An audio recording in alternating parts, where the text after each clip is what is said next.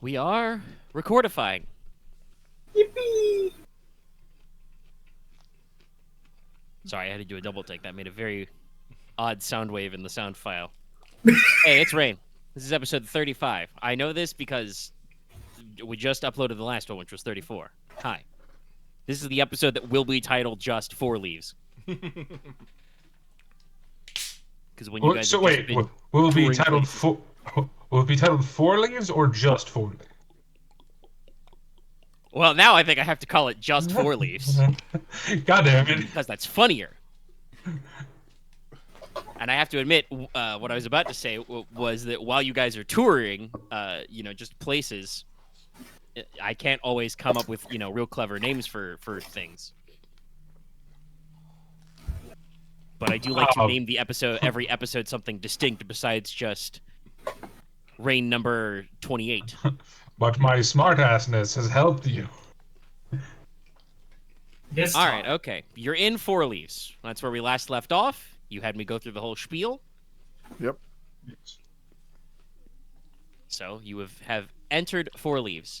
I believe your plan was at least to briefly call on House Quatrefoil. Yes. Just to be polite. Yes. Say hello. We're in your town. I believe we're going to continue to accompany the prince, at least through introductions and stuff. Yes. Yeah. And the prince will at the very least be popping in because it is kind of rude for a prince to, just roll up and then leave on his own business. You should at least, make a calling.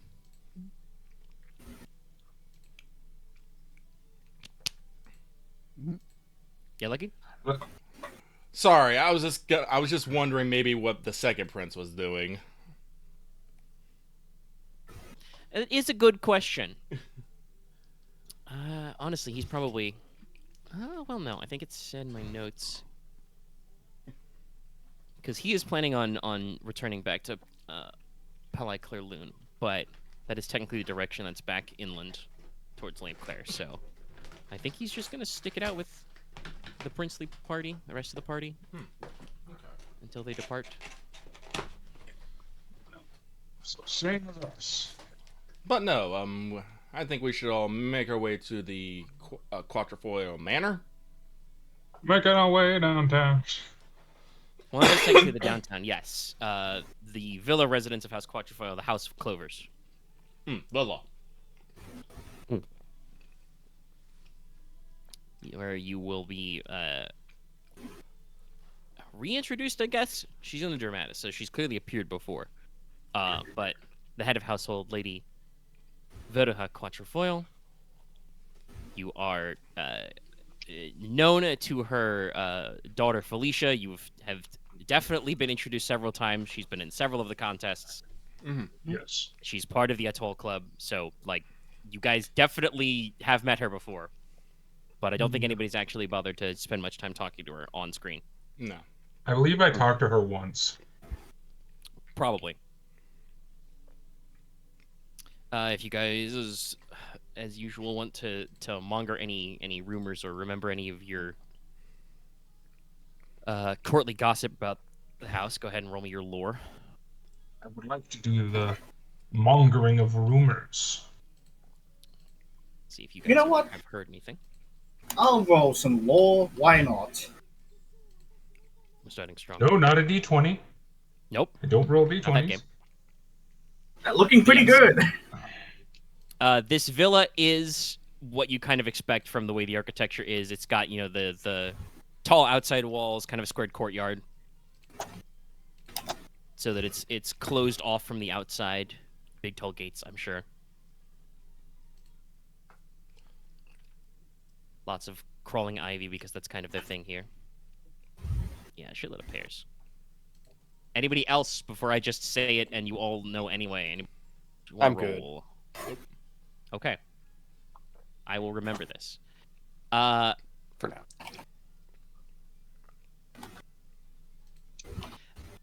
So, apparently the only one of you who's bothered to pay attention to anything going on with House Quatrefoil is Logesh. Oh, oi! He's very Oi! funny. Oh, no, you got 8s. Okay. Sorry, you didn't say. I remember you going earlier. Okay, no. The This genuine at least Nicola at least makes slightly more sense. I mean, obviously Logesh has been paying more attention, but still. That's right. Yes, sorry. I just didn't roll because I felt like we all rolled at once. It would kind of defeat the point. Oh, too bad. Well, I mean, yes, but also that means you don't know this information canonically. Yeah.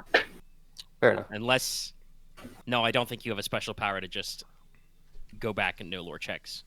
You can roll lore about stuff that's not normally lore, but you can't just like go back and know things. Anyway, with Nicola, like I said, he got 8s. That makes more sense. I didn't realize he'd rolled a set. But you know, once again, Logesh's mysterious powers to hang in the background strike. So you know a few things. I think I've mentioned this before, but just as a general factoid that most of you probably know, the symbol of House Quatrefoil is the four-leaf clover. They are the House of Clovers. Four-leaf clovers are, you know, rare. I'm pretty sure they do technically happen in real life, but it's much more symbolic because the 3 leaves of the clover are supposed to represent hope, faith, and love, and then the 4th clover is good fortune, which is why they're lucky. That's a real-life fact. But you would also know, obviously, you know, you've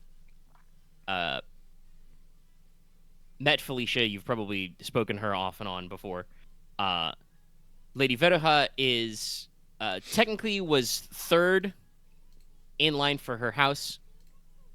So she was trained up in the farming guild because it wasn't originally planned for her to inherit, but both her elder brothers died in accidents. Technically, only one of them was actually an accident. Her first brother was thrown from his horse. That's an actual accident. Her second brother was killed in a duel, which you can argue how accidental that was. Her husband is the Lord Mayor, George. He was from a senior Farmers Guild family. He was an unranked lord. So, you know, no hereditary titles, but from somebody's noble lineage. Obviously lower than that of Banner House Quatrefoil, otherwise, you know, the names. So it was, you know, probably an arrangement, but he's a senior in the Farmers Guild. And He's just a simple farmer. Well, being senior in the Farmers Guild isn't a simple farmer. yeah, the farming guild actually, in terms of the way our trade guilds work, has an interesting story because, strictly speaking, normally farming would not be a guilded activity because it happens in the countryside, but there was actually a push during the period of the Plague of Red Death where there was issues with famine and crop supply, so a guild was formed in order to basically distribute knowledge. You might technically call them the Farmers Market Guild because they do control farmers markets and livestock shows and that kind of stuff. A guild was formed with the idea, let's not starve. Yeah, it was like, Bad hey, idea. so farming is like common knowledge, right? Well, what happens if all the people within, you know, the stone's throw who had that common knowledge have died of plague? What do we do? So they made a guild, which the primary purpose of the guild is they write almanacs and planting calendars and stuff so that everybody can, like, know when to go. But they do help control the price of raw crops. But, yes, so, you know, Lady Veroha was not the first pick to lead her house, but she's here now.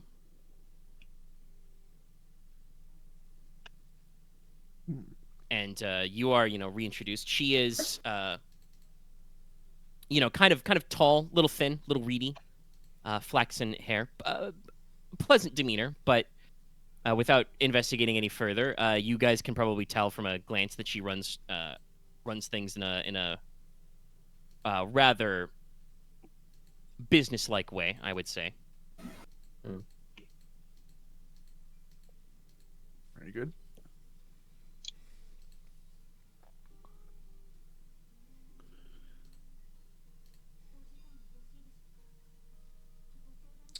So, a round of introductions, I suppose? Yes. Seems appropriate. Yeah. So, Inos will, you know, step forward and make sure to, you know, announce the Crown Prince, you know, Gavish and then follow up with, Wait, the Cavalier is the Crown Prince now? No, there was a comma there. That was a that was a comma. know. And follow up with Someone tripped, someone tripped Nicola on the way out. But then follow up with, the Marquis, Konrad, Logesh, Nicola, myself, and who else did we? Yes. I'm assuming our youngins are with us. Yeah. That's all. The little ones. And if you are blocking out people, don't forget that you would include Nerissa and the second prince in that blob too. Oh, yes. I'm sorry. I forgot. Also, not that it actually matters. Like I said, I'm not going to get too fussed about role playing this out, especially because I would. There's like 10 if you people. made an unintentional faux pas, you would be like, "Oh, can I roll graces?" And you would roll perform with like 5 dice, and you'd be fine. But I believe, strictly speaking, if we were going in order of seniority, you would hit up all the princes and princesses, and then would do the Marquess. You are then correct. Agave Cheval, because she is That's just correct. heir to her house. Yes, And the I rest will of you. perform. I'll perform introductions in terms of seniority. And then introduce yourself at the end. Yes. I think that is technically correct. Like I said, Because you are your highest like social rank is you are a master, but you are a master tradesman. Yep. Whereas Nicola is some sort of doctor. Whether he's Sir or Lord Doctor is up in the air, but he has doctoring training. I think I would technically be considered Lord Doctor, because I'm the head physician for a. Because you are a Marquis, right? So Yeah, he's I fully technically ranked, so would yeah, be a you're- Lord Doctor. You are I'm- you are under him, so On paper, I'm like the 5th most important person in the country. it's true. That's how the peerage goes. I I know heard you. say- I'm sure that both in and out of character, you don't feel like that sometimes, but that's you are correct. That's Well, I right. said on That's the paper. math race. Yeah. I said I would argue 6th personally. but that's Actually just me. correct. No, there's 2 marquesses and 2 duchies, so Right. I thought for some reason I thought there were 3 duchies. No, then yeah, 6 is 5th is fair. All right. But yes, you would run through all of that. And yes, Logesh is he's not actually knighted, but he is a cavalier, so he gets sir as a courtesy. I'm going to work on it again. And as we've discussed, technically Konrad is currently heir to the house, so Yep, for the moment. all right. So introductions run through. That's all perfectly good. Again, you are introduced, formally introduced to Lady Veroha. You obviously know Felicia, but that means that Lady Quadrifoil gets to go. Of course, you know my daughter. Blah blah blah. Felicia hits the curtsy. Mhm. You are, passingly introduced again to her husband, who is, the man of the household and is titled Lord Mayor in the city. So he's holding down the business. Holding down the business. If it made any sense, I absolutely could go with a thick contra accent for Lord Mayor George now. Oh my God! But I don't know if we're in there. We're gonna write it quite there. I say, I'll resemble that remark. I say, see here, boy. I say here, boy. But if no one speaks up, Well, I was gonna say, because I am pretty sure I have not given a visual description of Felicia before because it wasn't in my notes. I do have that also. Tab down house ready. Felicia Quatrefoil is a pretty young woman. She's 18 if you're double checking your Dramatis. Curly, flax-colored hair, bright green eyes, kind of a honeyed skin tone. Her color selection kind of mixes the house colors of Ferretti, which are, kind of the pink and green. Nice forest green, with accents of more earthy, neutral tones. You do know that she is a dancer because she was the favorite for several of your dancing competitions. Mhm. And so she seems to, wear light, looser skirts for mobility, like a riding skirt that's split so you could, ride astride or something like that, even riding breeches maybe. And while you did not face off against her because of the thing that happened, she does carry a rapier on her hip and was part of Ferretti's Grand Melee team. Before the Troubles. Before the Troubles, yes. Well, and I would say the rapier is slightly notable because half their team was on quarterstaves. Because unfortunately, well, I mean, I guess you could do dummy target arrows, but like, you can't really blunt an arrow to make it safe for the melee. If you hit somebody wrong with the force of a longbow, they're still gonna have a bad time. It's true. Yeah. But It's not gonna go well. It's not gonna go well. So Intros all around. Intros, quick explanation of what we're doing here. Quick greetings, yep. This is probably where, I think I mentioned this last week, but to remind, this is probably where I mentioned that Lady Quatrefoil says that her guest quarters are not, overly expansive. It's kind of an urban house. Oh no. So there's enough to quarter, the prince and his immediate retinue, but the full squad will have to go elsewhere, and she will probably heartily recommend the inns and tavern halls in the artisan quarter. Oh yes, Inos will basically relay that was their intent anyway. They wouldn't wish to impose upon her. Yes. Upon her animal.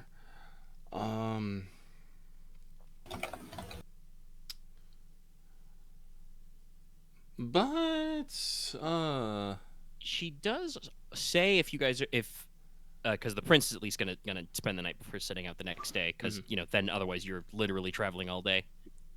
Where's the fun in that? So she does invite everybody to dine at the villa tonight. Okay. That'd be wonderful. Yeah. Yeah.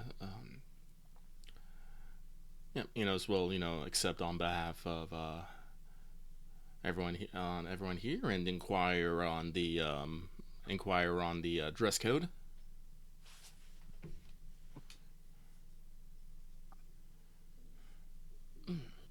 So I'm thinking how she would phrase this. Probably just, kind of like squares her shoulders and says, casts a side eye to the whole wide eclectic group of you and says, probably an informal, quiet dining, I think. Excellent. Well,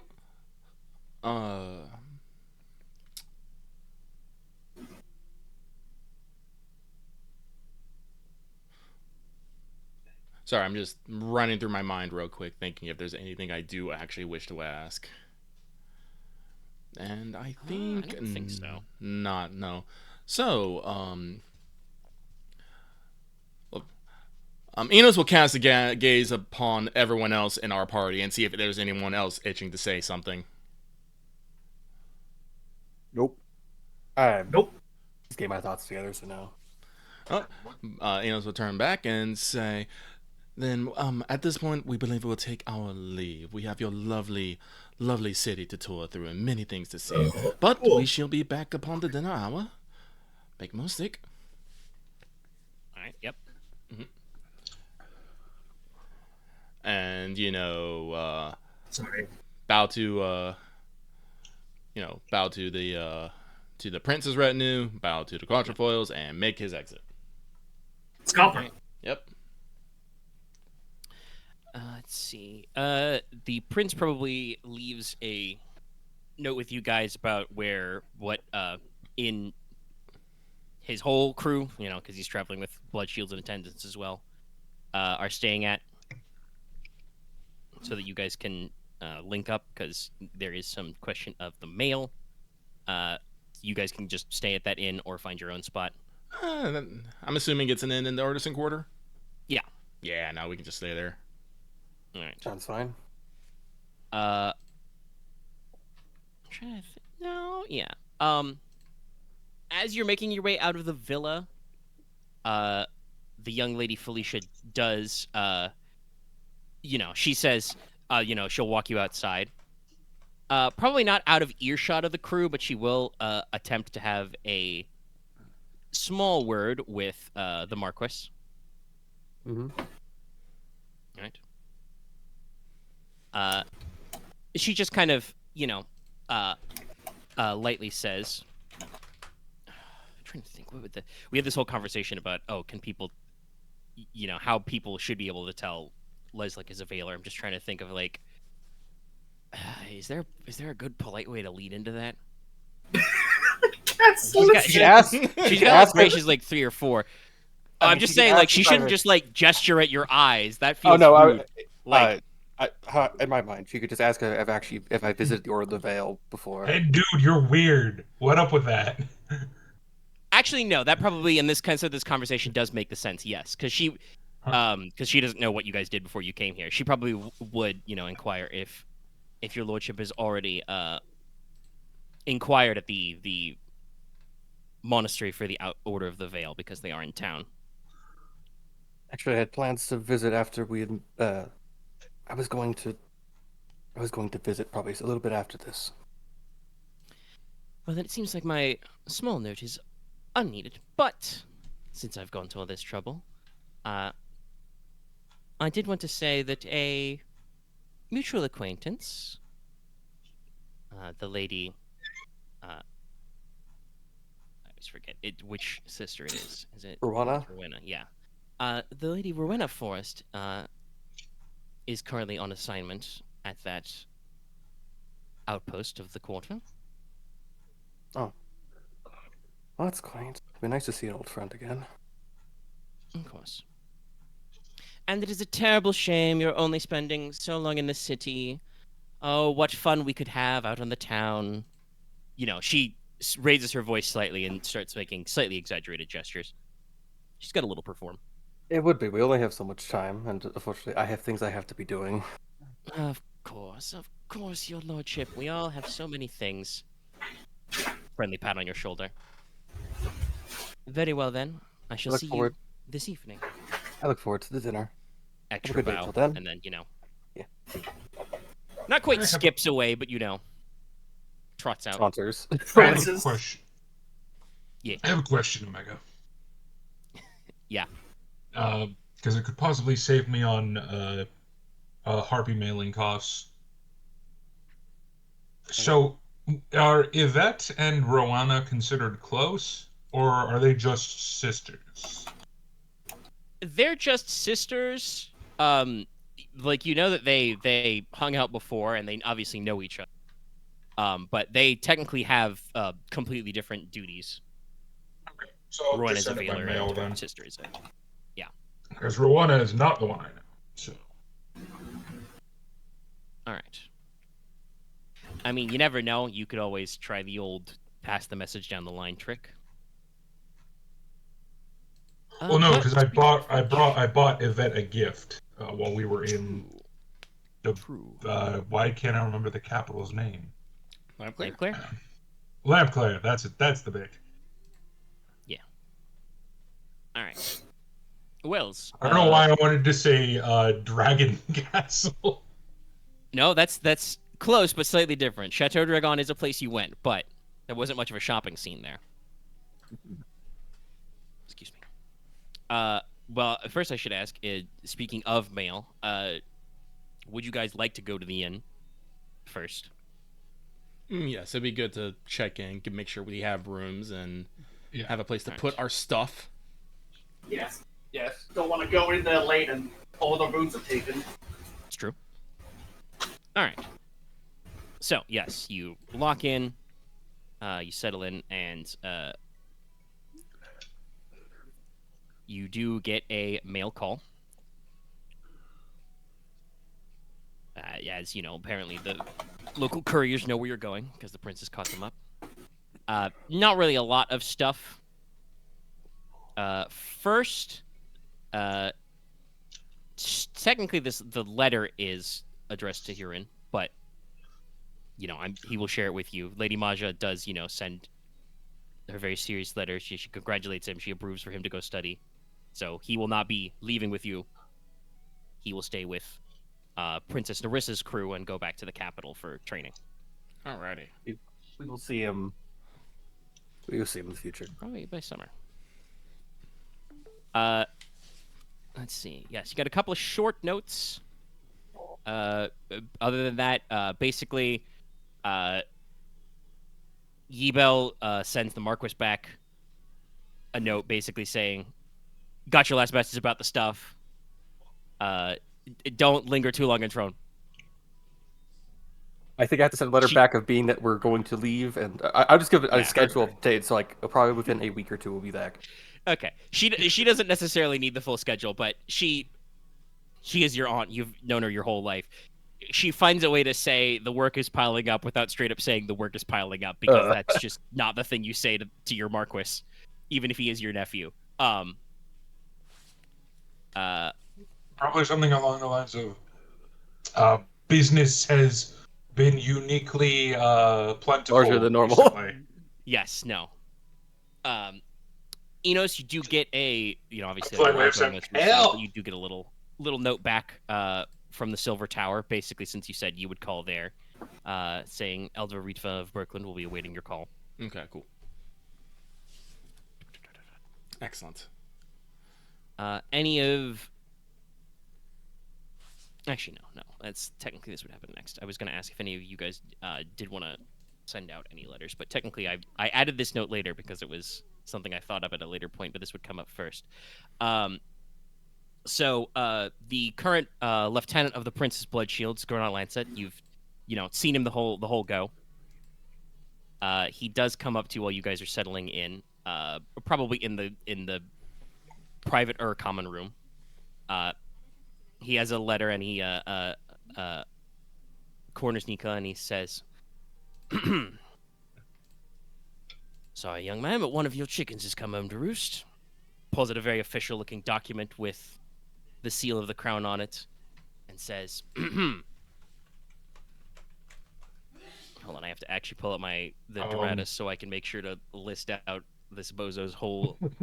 My mom Nicola's like, "What the fuck was this?" Lord Dr. Nicola Gridarvol, Court Physician, House Logi, Magister of the Alchemical College, Fellow of the Royal Society of Chirurgeons. The Crown thanks you for your efforts in shedding blood for the Crown in your actions on the River Road. Gernot editorializes. That's when you got shot, by the way. Right. Okay. Forgot. Yes. You have suffered injury to protect the life of the House of the Crown and your own liege lord. Thus, the High King, Gernot again editorializes, he then goes to list out all his own titles, presents with you the honor of being inducted into the Order of Gallant Companions, or the Order of Gallantry. You have this medal. Pulls out a medal. Slaps it on your chest. Blam. Nice. And you received an Order of Gallantry. You are allowed to... and the medal, I should say, has a little crown on it. It's a little silver and embossed metal, and it's got a little ribbon, which is white and sanguine. It says, now, this is just me saying, don't do it again. He folds up the letter, tucks it back in his pocket. If you're curious, Lord Doctor, how you dress your wardrobe and your calling card, Order of Gallantry is attended to your titles, though you could already style yourself as Sir in addition to Lord and Doctor. I would not recommend it. Sir Lord Doctor. It's a bit of a mouthful, yes. Alan, Sir Lord Doctor. And obviously, you may wear the medal on formally, but also consider integrating sanguine piping on your outfits and the coat of arms, which, in case you don't know, your coat of arms is white field sanguine. And there's a proper term for this, but the sigil, the shape it actually forms is a W. So that is the Order of Gallantry. The Order of Winning. Sure. The Order of Winning. No. Thank you. What would he be a lord? I mean, technically, yes. He is a younger sibling of the Lady of House Lancet. Thank you. Thank you, my lord. Yes. No problem at all, man. Like I said, don't do it again. Yes, if I'm required to intervene in the future, it will be in a much more productive, less dangerous way. Very much less. Oh, those bandits eat knives. Let's fucking eat. did learn how to bicycle kick someone. Not helpful. No, it's not. So I what would was not say gonna that out ask loud. next was that does anyone have any outgoing letters to go out? Oh, Yeah, I would have a couple of- I'm sorry, just no. Go Dallas. Yeah, I would have just a couple of packages. Although I would probably want to send them the next day because I wanted to get something here for someone. So I probably fair. would You wait can on you that probably because need I have these I have something to send to Lady Yvette, and then I wanted to get something for Paz.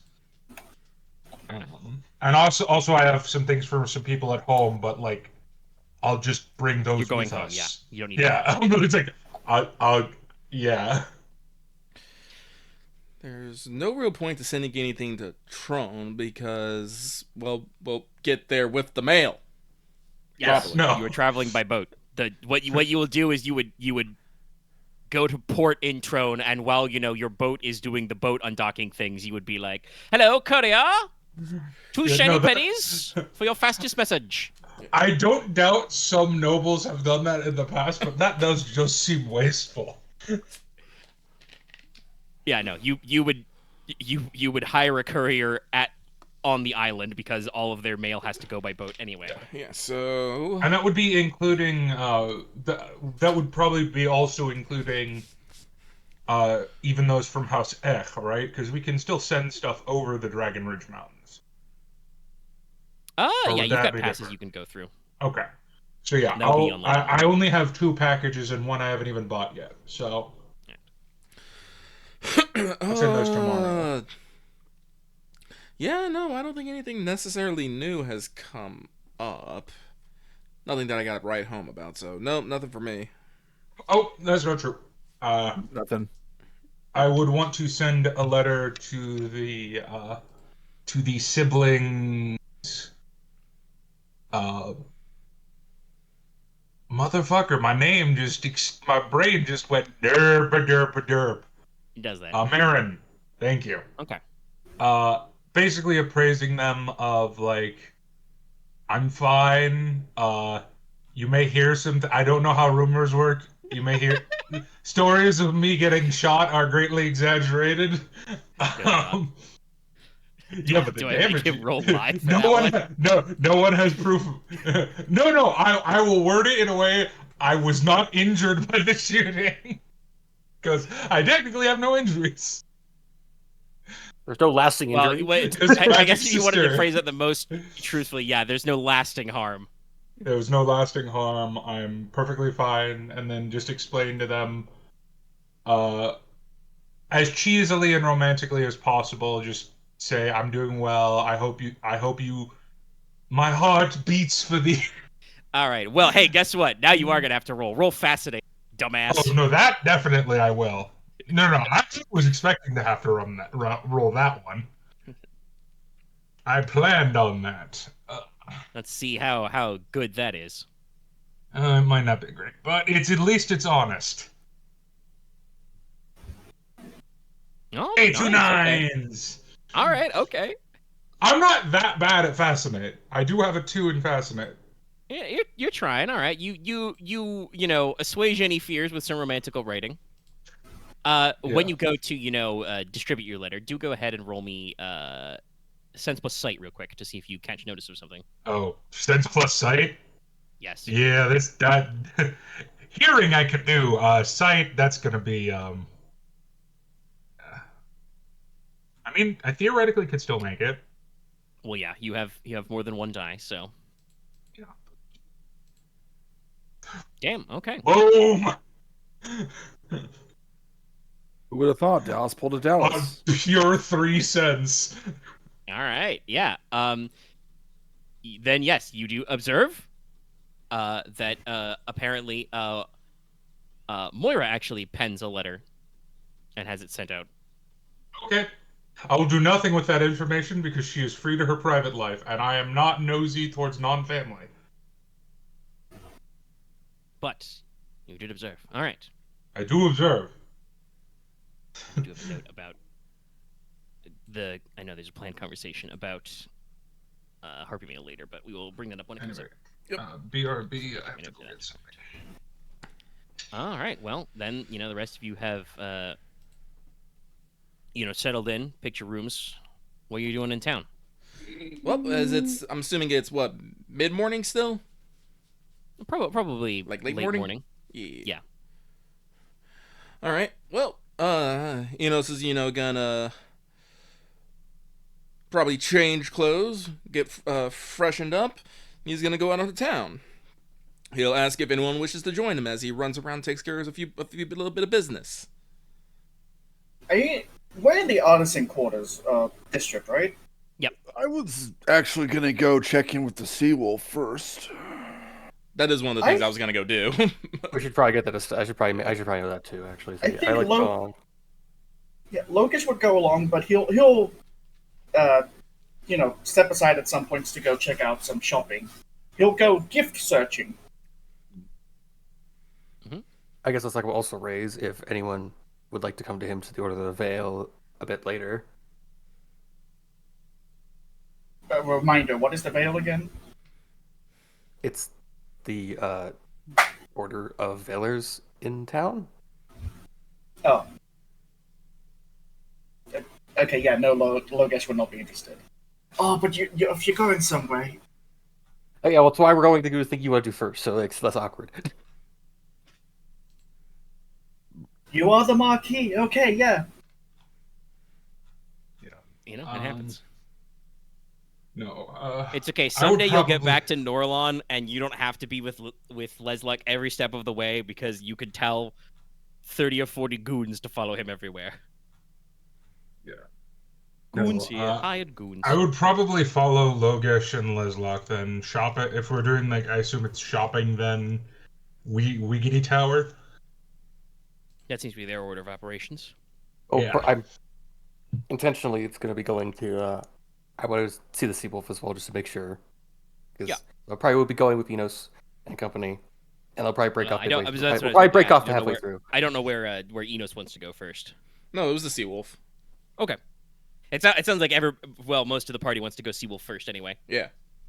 So we'll go that far at least. All right. I will follow the herd. Okay. Yeah, just pop on down to the Seawolf. You see the docks. It's parked in dock. You see the banners of House Logi and House Essek. Oh, On but it. Inos will be like, "Ahoy there!" Ahoy down there. The whoever's on the watch officer, calls to you. They've got the plank down. It's like probably Inos will come top of aboard the and cap- wait. Actually, hang on. Is probably Big top Bill? of Is the- Big Bill the XO? I forget. Yes. Yeah, he's the first officer. First officer, yeah.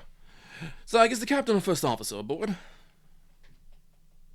Yeah. Lucy, strides out of the captain's quarters and says, I'm here.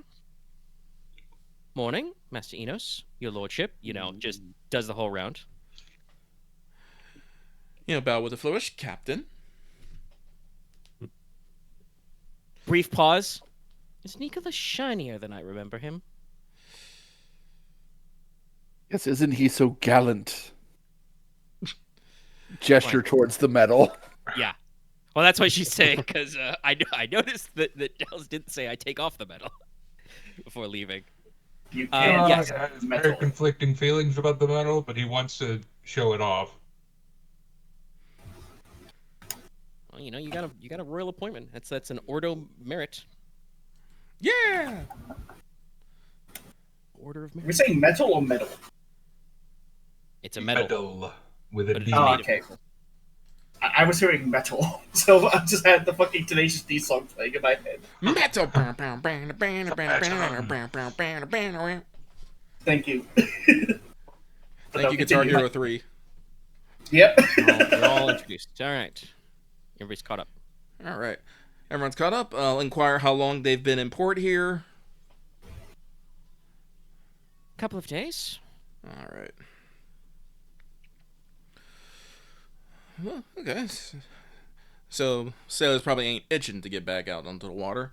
But Inos will turn back to the Marquess and be like, "Cuz, when do you want to set out?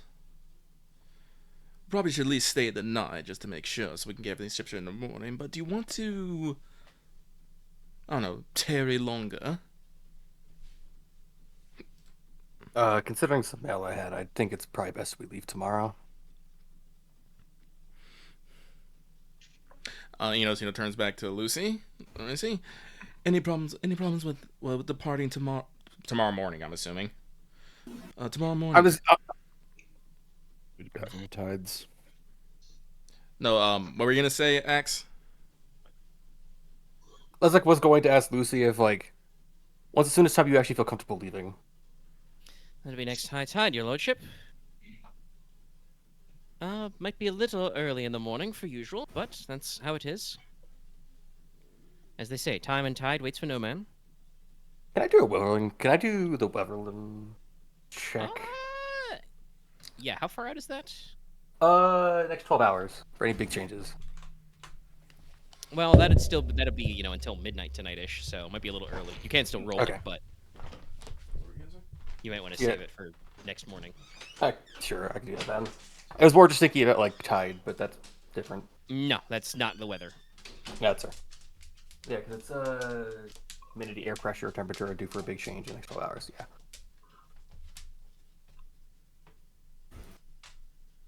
That's more storm stuff. Okay. I'll do it tomorrow morning then.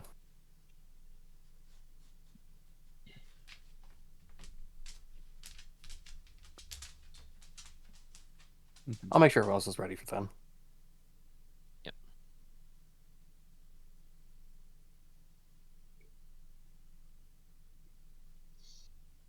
Sorry, I'm just double checking. Yeah, tides are kind of like. It's not quite like 12 hours apart, but it's a cycle of every so many hours, basically. But you're supposed generally you depart or attempt to depart or arrive when tide is high. Mm-hmm. Yeah. The tide's going out, I believe. Which is after high basically. tide. Because free ride. Yeah. So yeah, that'll be sometime early in the morning tomorrow. And hypothetically, you could wait, but then that would probably be like early evening the next day. Would be the opposite. I was planning for early afternoon, but we'll just do morning. But that's not that bad. It just means we won't unpack much. All right. Lucky BRB. Anything else you guys want to talk about on the Seawolf? Thank you. Should make sure to mention that your next port of call is going to be Tron. Probably Actually, feel yes. that. Go. I think he's just saying we should do that. Okay. Yeah. Yeah, we should mention that we're going to Tron, and I guess estimate how long it would take to get there, because just remind me. She kind of, isn't really surprised, but kind of nods her head in acknowledgement when you say your plan is there. Maybe shoots a glance over at Kefis, who's probably still traversing around with you, as you are now his ride.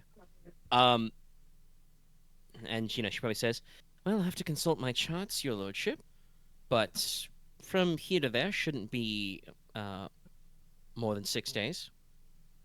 5 if the wind is good."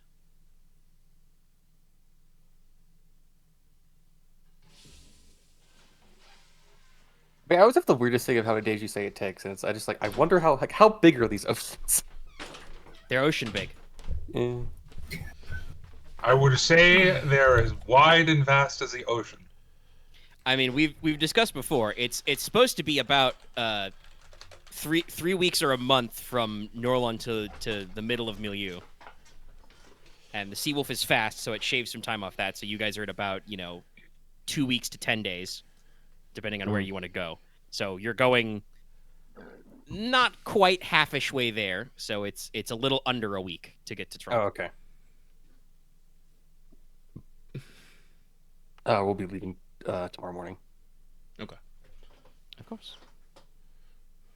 Yeah, and Lucy just said she would consult her charts for exactly how far, but it should be 6 days, 5 if the wind is good. Cool.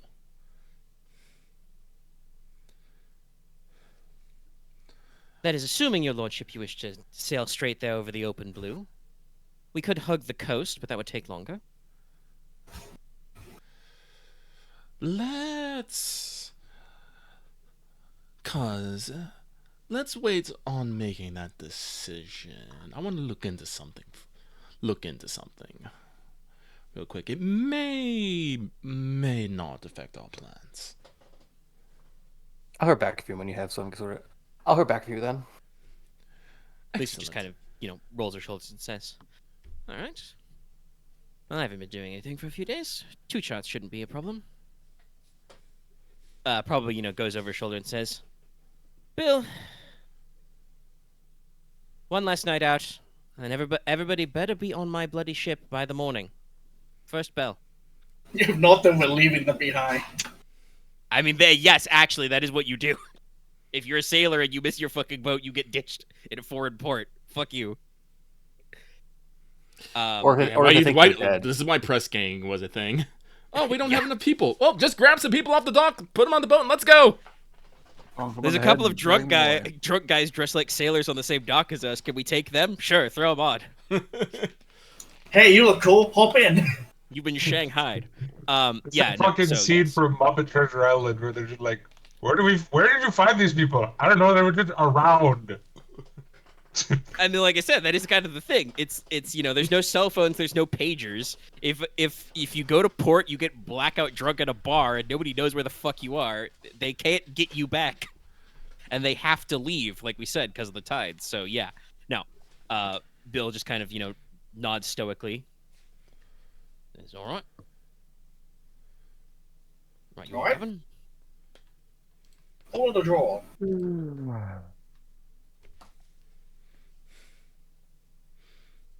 Well, it sounds like you have checked in everything Seawolf side, so Cool. and it sounds like a chunk of the team wants to go shopping. What is Enos's plan next? A variety of things. He'll ask Konrad to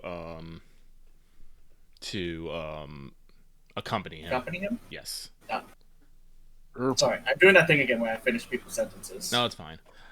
Well, you have much money to buy anything anyway. Well, if we're lucky or unlucky, you might find some heads to crack.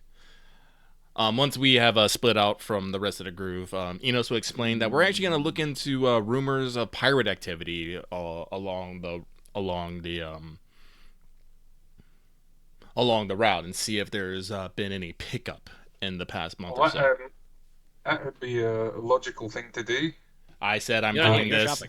Yeah, no, I said this after we have split up. Oh, I'm fucking stupid. Never mind. You're like you're down the your road. accent got real bad. Also, you accidentally went quite a ways afield. What do you mean? All right, but there are several rules I need to make, and the last couple ones might get us into trouble. So I've asked Konrad for backup. Yes, and while they are doing those, shop team think about where you want to go and shop because, All right. that probably Oh, doesn't take that long. I said it in chat what Logesh plans on doing. So, Yep. No. If for people who want to hear it, Logesh will be seeing about getting gifts or souvenirs, like last minute gifts or souvenirs to send to either Ainara or Rodrigo, Espada, and maybe something nice for our aunt / Shanna Shoal. Aunt Yebel, who's drowning because, at work right now. Yes, I believe Yeah. it was discussed before when Conrad asked about this. Your Aunt Ebel probably prefers, like, simple, almost kind of folksy gifts, because she's a practical woman with a lot of work to do, so never really been a fan of big, high, fancy stuff. So I'm sure there are some interesting artistical items you can find in this township. Yeah. Here, an abacus. Oh, definitely they have those, but I was thinking, like, amulets, bracelets, which are, simple traveling charms, probably lots of carved woodwork, etc. Yeah. I can get that with wealth. How much wealth do I have? Wealth 3. Yeah. And hopefully not have to go down in value. No, yes, that's fine. All right, Inos, where to first? All right, so first off, we're just gonna, well, since we're on the dock, we're gonna bribe some dock workers and hear if they've heard any of any pirate activity. So I'm gonna roll me some haggle. Yep. So the base is what I'm basically doing here is at the end of these this collection of rolls, I'm going to make a be informed check. So all these preceding rolls are me trying to get bonuses for said check. Yep, that's one way to do it. So what is my haggle? And I have not done their full description, so I don't have their livery and coat of arms and secret backstory. But the longshoremen are a guild, and so are the merchant mariners. So okay. Being part of a trade guild yourself, you would know a few things about the rules of the road, which can help you in this. Mm-hmm. Oh, that's why I keep forgetting it's on a different thing here. I have 6 dice for this. To protect the iron demons and their allies. No, I'll make that. I'll use that for the. But let me see here. So, Polly, 60, 10.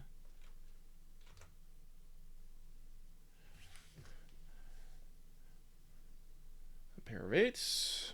So, I think that will give me, what was it, like a +1 die? For what, like a normal success? Yeah. Yeah, +1 die. All right, so yeah, you exchange some gold. Probably not aiming to hear an overflowing amount of information yourself, but more just to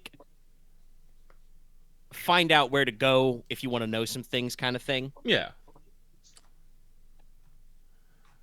You know, you go down the dock and ask, hey, if I wanted to hear some, hear the latest news, where would I go, friend? And you press like a couple of pen marks or a little silver coin in a guy's hand, and he's like, oh, this way, sir, kind of thing. Let's see here. Probably would go next. I would go to local guilds and ask them for info. I think that would be just a fascinate check, as I'm just be like, hello. Yeah, just for personal communication. Yeah. Yes. Yes. Also, Konrad's doing exactly what I need him to do: be very scary and get ready to thump people just in case. It's very important. We're gonna play a fucking good night, bad night. It's that meme image of why is blood so angry? Just that is Konrad standing there shadowed. That is 4 5s. Unfortunately, Inos is probably veiled, so not 10s, but that's still a very strong success. Let's say that's maybe a. Well, let's see. You're just asking for more information. I'm just asking for more information. It's not. No, it probably should still be a +1. No, because there's. It's done speedily, at least. Yes. Yeah, you can probably speed run through that a lot faster than planned. Okay. Cool. The dice bonuses, to let everybody, including the audience, know, the dice bonuses for company rolls is usually dependent on how bold and impactful your maneuver is, in addition to how well you succeed. I think one of the examples for add a master die is literally score a marriage to a princess. Mm-hmm. Jeez. Which is that's much more impactful than successfully grilling some working class guys for information. Okay. Even if you do it fast. All right. So we're at +2. I'm gonna just straight up listen for rumors. Roll hearing. What was my hearing? 6. Honestly, the roll with the guildies probably goes by pretty fast because they probably do not have a lot of relevant rumors in this direction to add. Probably not, but.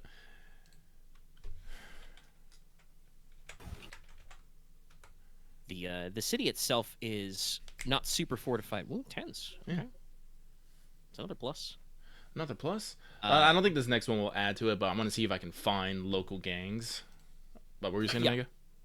I was just going to say, with the rumors of guilding, I've mentioned before, the city of Fourleves is not super well fortified from the land. There's no, castle keep or citadel or anything. The villa of House Quatrefoil is kind of tower styled. It goes up a couple of stories. and has a terracotta facade, so it's not like you can just walk in, but it's not gonna like stand up to a prolonged invasion. But the seaside is a little bit fortified. They do actually have a couple of coastal forts. I think you mentioned 3 when you described the city last time. Yeah, so there's studded at a couple of regular intervals, and they are producing boats here, even if they're not making, like we said, the really big like Marin type warships. All right, so I was not able to find local gangs.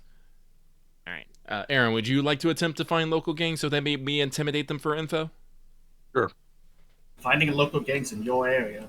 Yeah.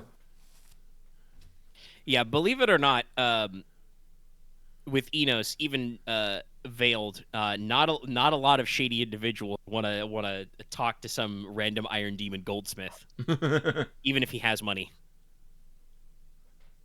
Was the roll?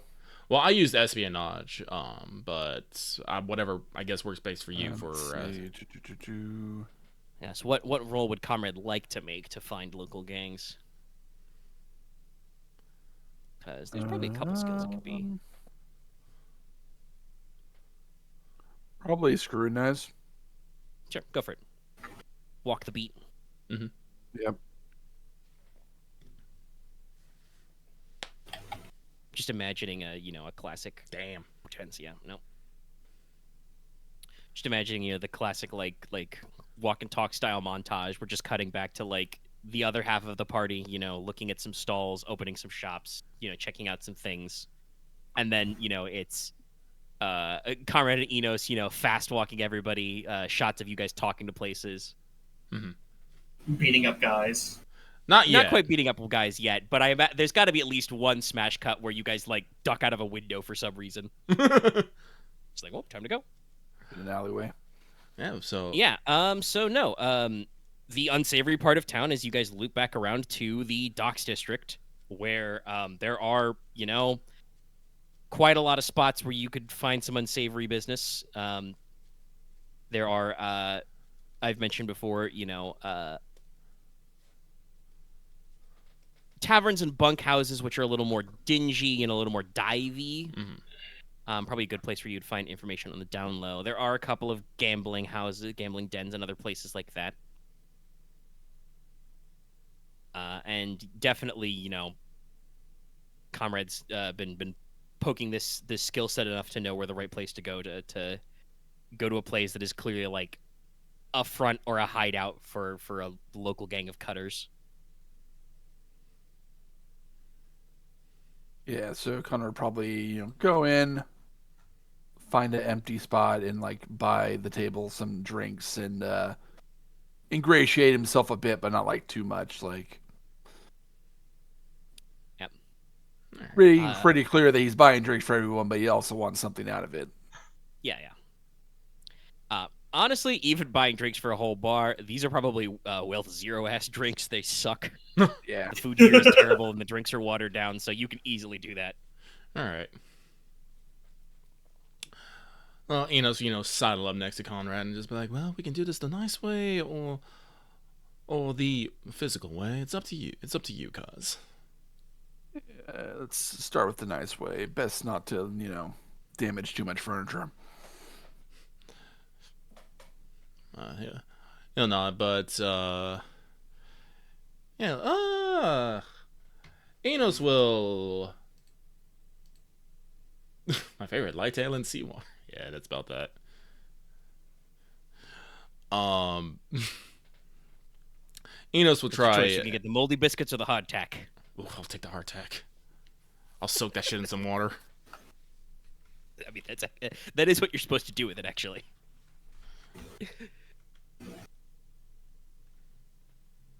So Inos will try to agree. Try to win some of these fellow overs. Maybe some bawdy tales, some theatrics, whatnot. So I would like to make. Go ahead and roll.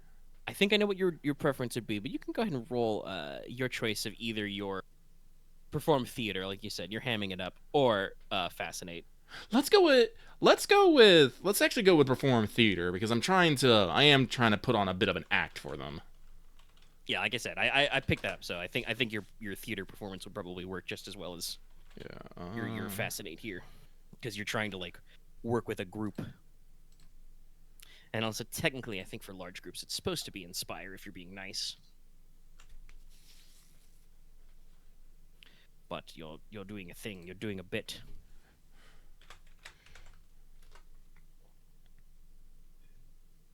Okay, a pair of sevens. I was about to say that better not be a fucking straight. I was looking. I was like, I feel like there's definitely some digits in there. Yeah, sevens. All right. Yeah. No. Again, it's barely afternoon. You know. And you have a probably a dozen greasy guys. You know.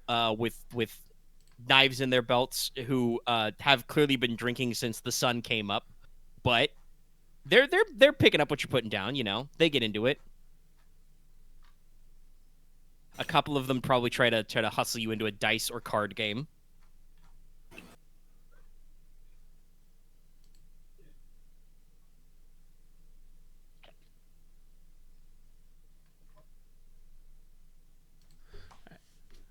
But Inos will, on the sly ask them about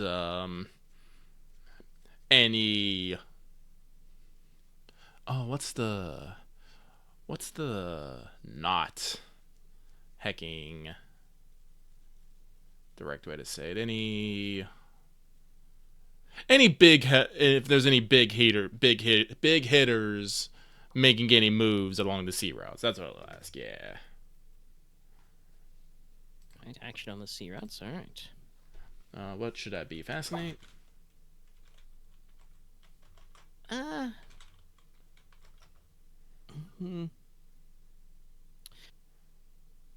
Technically, I think it would be graces, but obviously you sub that to just like. Oh, okay. It's not high etiquette, but you have to know like the right way to frame your question. Basically, yes. No, that makes you are sense. trying to appear, charming, inoffensive, speak the correct etiquette, even if the etiquette is, thief etiquette. They still have a code of conduct. Is thieves' cant a spoken language? Yes. Yeah, I do know thieves' cant, so probably slip some of that in there too. Yeah, so you let them know that you talk the talk, walk the walk kind of a thing. Yeah, okay. Ooh, pair of twos. No, you got fives. Oh, yeah, fives? Yeah, Oh, I do. At the end there. Oh, okay. Yeah, middle of the pack. Yeah, so you like I said, you ask the right questions. Presumably, you and Konrad are dressed down enough to look more like, tradesmen, businessmen, and not like highfalutin nobles. Yeah. Yeah. Inos is wearing you clean clothes, but they're not. Yeah. Yeah. So you ask about action on the sea routes, specifically, I assume on the sea route to Tron. Yeah. These guys, like I said, some of these guys are already shit-faced, even though it's, like I said, barely past noon. Some of them are not shit-faced, probably because the alcohol is so lean. Yeah. But, you basically get back, like, obviously, this is a major trade town, right? Yeah. Even though these guys are scummy, they don't really truck with pirates. Mm-hmm. Piracy's not being run out of here. They do know a lot about smuggling. Mm-hmm. The travel in and out. Probably, mention something that will be relevant for later, which is that, they know a guy who knows a guy on the routes to Norlon. Because that's something you guys know you have an ongoing question about is you've got a smuggling ring. Yeah, you've got a illegal salt dealing ring that you think is extended to international smuggling. Okay. So like I said, nothing on pirates. The information you get back is going to be from these guys specifically, obviously, is going to be filtered by how they phrase it. That's why, like you said, you want to roll be informed at the end there. Yeah. But they're mostly thinking about, like, almost like the reverse of your question, right? Mm. Like you're actually asking about like, piratical activity to watch out to see if you're going to get jumped. The information you get back is more about Navy activity, Ah. but it still kind of answers your question because they do mention, that yeah, it's been like 2 or 3 weeks since it happened. They probably mentioned the rumor that the new, the young new Marquis of House Logi was attacked on the water and had to evade pirates. So ever since that news kind of spread out, the King's Navy has been more active along the coast. Okay. Let me see. Anything else? Yes, they probably would mention, you've,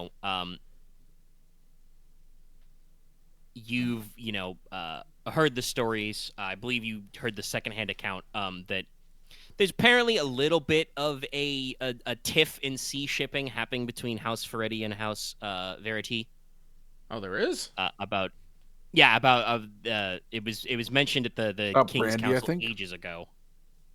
It's about Brandy, right? Literally in game, like over 2 weeks ago, Oh, okay. during which many things that you guys were intimately concerned with happened. You guys, I think, have literally been in 3 or 4 fights for your life then, so it's fair that nobody remembers. But yes, no. I believe Leslok said he summarized that meeting to you, and during that time, Lord Ferretti and Lord Verity had a little bit of a tiff, because of the stories you'd already heard that seasonal rains are and tides are apparently a little rough around Trone, so there's been more instances of boats floundering or running aground. Yeah, I remember that. And so Duke Verity was slow rolling shipments. He was trying to control the volume of boats going out, which was annoying Lord Ferretti because he was trying to do more shipping business wise. I think I could actually look up the comment, but I don't know if Inos would, because it was told secondhand anyway, would remember. But it was something about I probably would talking not. about like to remind the players in the audience. I believe Lord Ferretti said something about the navigators going night blind because they're always working by starlight, and Duke Verity shot back something to the effect of, if the boat navigators are going blind, it's because of the suspiciously low prices of brandy you're dumping into my markets. Kind of a thing. So yeah, these guys are from Ferretti. They're in a big trade port in the Forester region. So they do actually mention that the Navy patrols is unfortunate because shipping has been slower because of the bad weather. Okay. But it does not sound like any immediate piratical activity. All right. But Inos will, thank the gentleman for the time. Probably And, he'll he'll like, look are you sure you don't want to play a round of Marin's dice?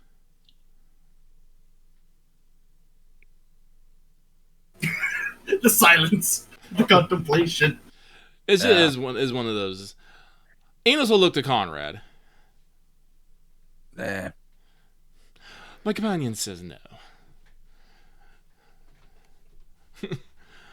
Shame. Yep. And with that, Inos will make his exit. Alrighty. But with that, I have made all the checks. Well, I've made all the checklists that I thought of. Aren, you got any ideas you wanna try? No, I don't think so. Okay. That covers pretty much anything I was thinking of looking into. So yeah. So I'm going to activate the company and do a be informed check, which combines our influence and sovereignty. Yep. With sovereignty 3 and influence 2, we have a base of 5, and I got 1, 2, 3, 4. So that should be 9 dice to find out if we have to worry about some sort of pirate attack between here and Tron. All right. I'm going to set a pretty normal difficulty for this because you're not targeting a specific other company. Yep. you're just kind of generally vibing for the background. So we'll go, difficulty 3. Let's go. Like a little obscure, but not crazy obscure. Oh, got them 10s. Oh, well, actually, no. Let's go with the 3 4s. Fast. Let's get it fast.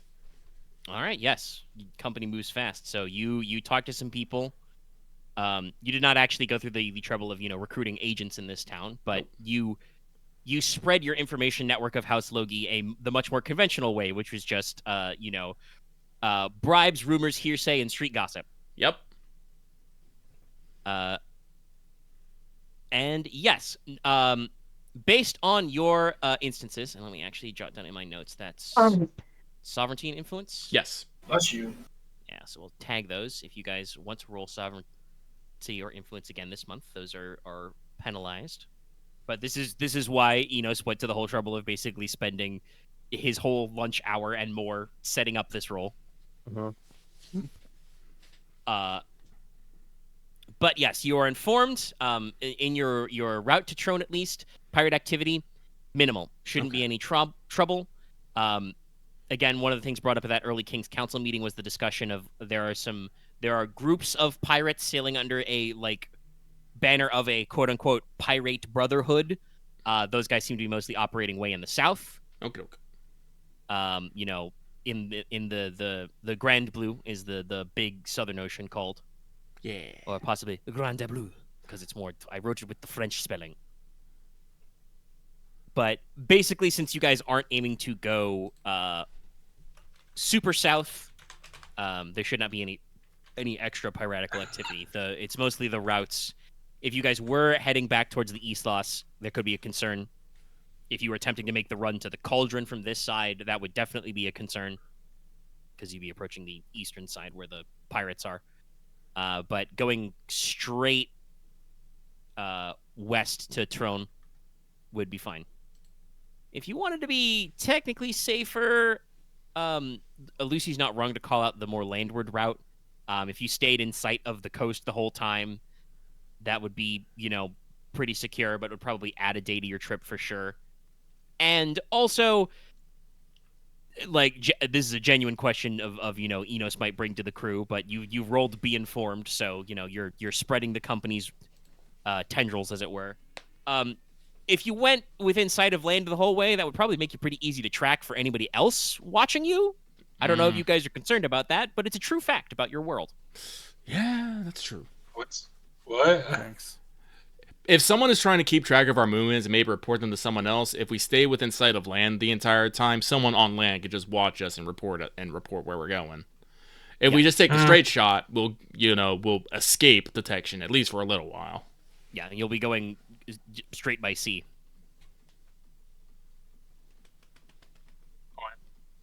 And you, I'll even phrase it this way: you have successfully passed your be informed check. The GM is telling you there are no encounters planned on your sea trip. Woo! You're good. Freedom! It'll be just oops all downtime. It'll be oops. Oh, I'm fucking sick. Well, that's true. You will, if it's 5 or 6 days, you will probably literally be getting over seasickness as you actually arrive. What do we talk about? Inos is usually blacked out for 3 days solid. Yeah. So yeah, you'll be just actually getting into the swing of things by the time you have to put to port again. All right. Okay, but that was being informed. I do want to make a check for some shopping, but we can. I think that's it for enough for right now, I suppose. All right. Well, team shopping. You've had. Sorry, I just slightly itch. But you guys have, done your run. Logesh knows what he's looking for, and you can easily pick up, like I said, something for your own Ebel. Depending on what kind of souvenirs you want to get, I guess it really depends on what Logesh is willing to ship out, because you could get a lot of ceramics works in this town. You could get commemorative plates and stuff, but I don't really know how well that matters to the Espada siblings. Yeah. You could probably get some. I mean, they'd be a little rough. They would not be fine fine glassware, but you could get some earthenware cups or something. I know it's not the correct time period, but I'm just thinking, Rodrigo opens up a package, it's a fucking joke mug. Yeah, you Looking would have cool while mugs, jumping yeah, out some maiden's window. But no, probably the gag mug would not occur yet. Yeah, sadly. No, I think I'll just get something for our aunt. All right. Oh Anybody my else in the gift team think about what I wanted to get? Yes, told you. I had some ideas.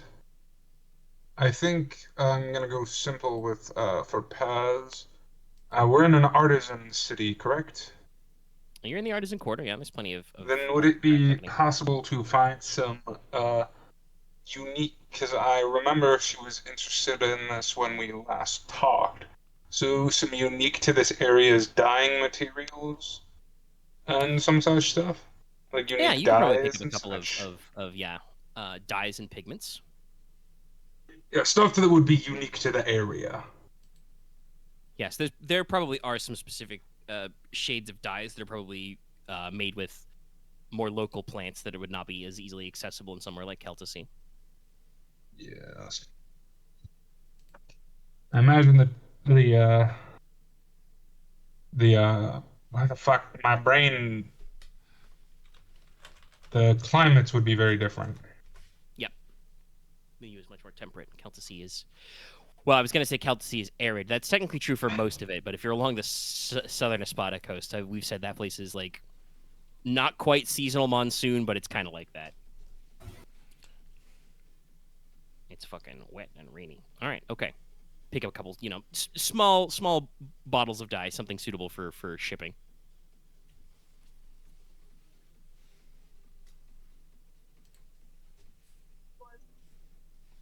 Trying to think of anything I would need to get, and I'm just trying to think of anyone I haven't gotten a gift for or haven't sent already.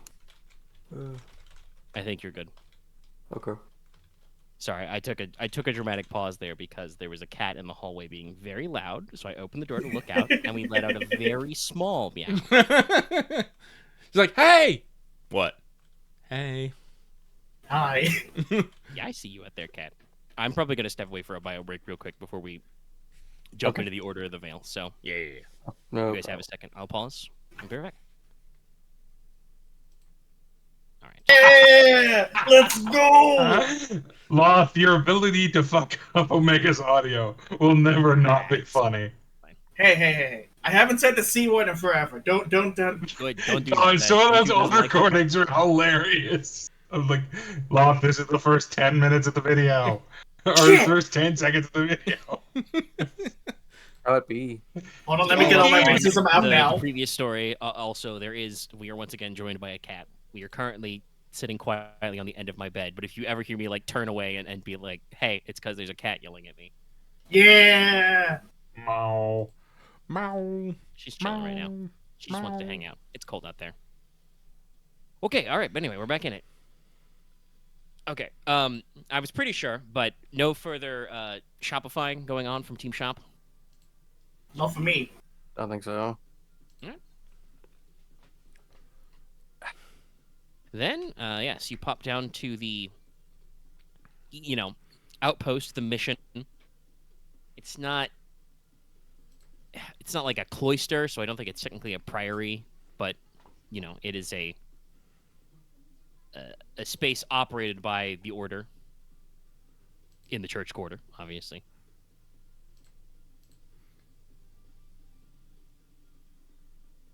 So, yes, does Leslok have anything, particular he wants to set up in there?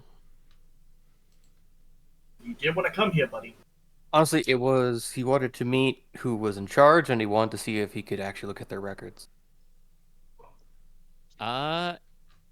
In charge, yeah, they would have a what would be the term? I mean, it'd be a sister or brother superior, I think. Not quite, again, because it's not an abbey or a priory. I don't think it would be abbess or prioress or abbot or... I guess on the side, say hi to Prior. Lorena. At least we're not going to wait in Priory with the Amulet of Kings. Yeah. Um, the once again, the person who's actually in charge of this facility is not important. So they That's fair. exist. I don't have any names. Right. Records? Nope. Nope. I mean, you can probably work on your phrasing of that one, but it would probably like. Got him. Sorry, bad No. time for me to be drinking.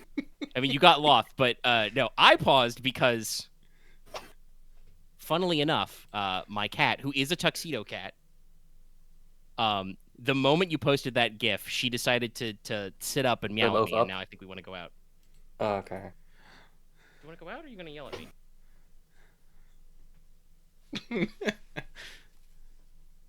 And the Gotham was specifically at Loth, though.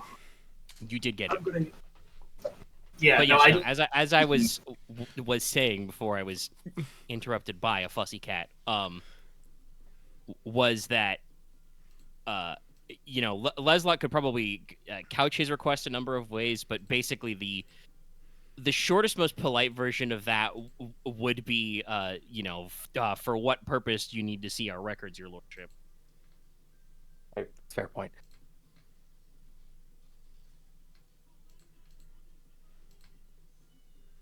What? In my head, it's a situation of I believe Leslok would want you to see like their history, and just to. Couldn't you just ask them their history? No, you're right. It's either history, and I guess just also like what have they like known about stuff over the years. But that's tell me your mission statement. That is much more easily doable. I can absolutely straight up Reveal your secrets. tell you that because I have a note for that. What? Yes, cat. I'm sorry. I can't pet you. I need that hand because you insist on standing on the right side. By the way, Sell I need yourself that hand to to work me. my scroll wheel. Neko! No, pets now. But yes, without needing to make any rolls, the short version of the Order of the Veil, which you can get them to summarize to you. Also, probably could have rolled lore yourself. But they are Sure. a clerical order, and I have notes in the houses doc about how chivalric orders and stuff work. Their heraldry is just plain gray, no further admonishments. But they are the largest ordo dedicated to veilcraft. Most of the sorceries do have a clerical order, a religious order, technically focused on, kind of their management, teaching, and exploration. You guys would know the one for enchanting. Their title is very simple. They're the Order of the Silver Tower. Ta-da! It's very straightforward. But yeah, basically, the Order of the Veil is not really, unlike a lot of other ordos, not really centered in a specific area. They are mostly based in the province of Forrester. And they do have, like, monasteries to perform training and rites at. But mostly they're kind of, like I said, spread out through there. They patrol, the outside of the Glintwood. They're, as Loth said, their mission statement is, they keep an eye out for mischievous fae playing tricks on the common folk, but also, making sure the local people aren't also irritating the fae, kind of just policing the backdrop. Makes sense. They also, talking about what they do, they do their fair share of patrolling for Monstrum and, perform folk blessings in the countryside and for advice and divination for house lords, but that's, kind of what you'd expect. They are a order which is the bulk of their membership are Veilers.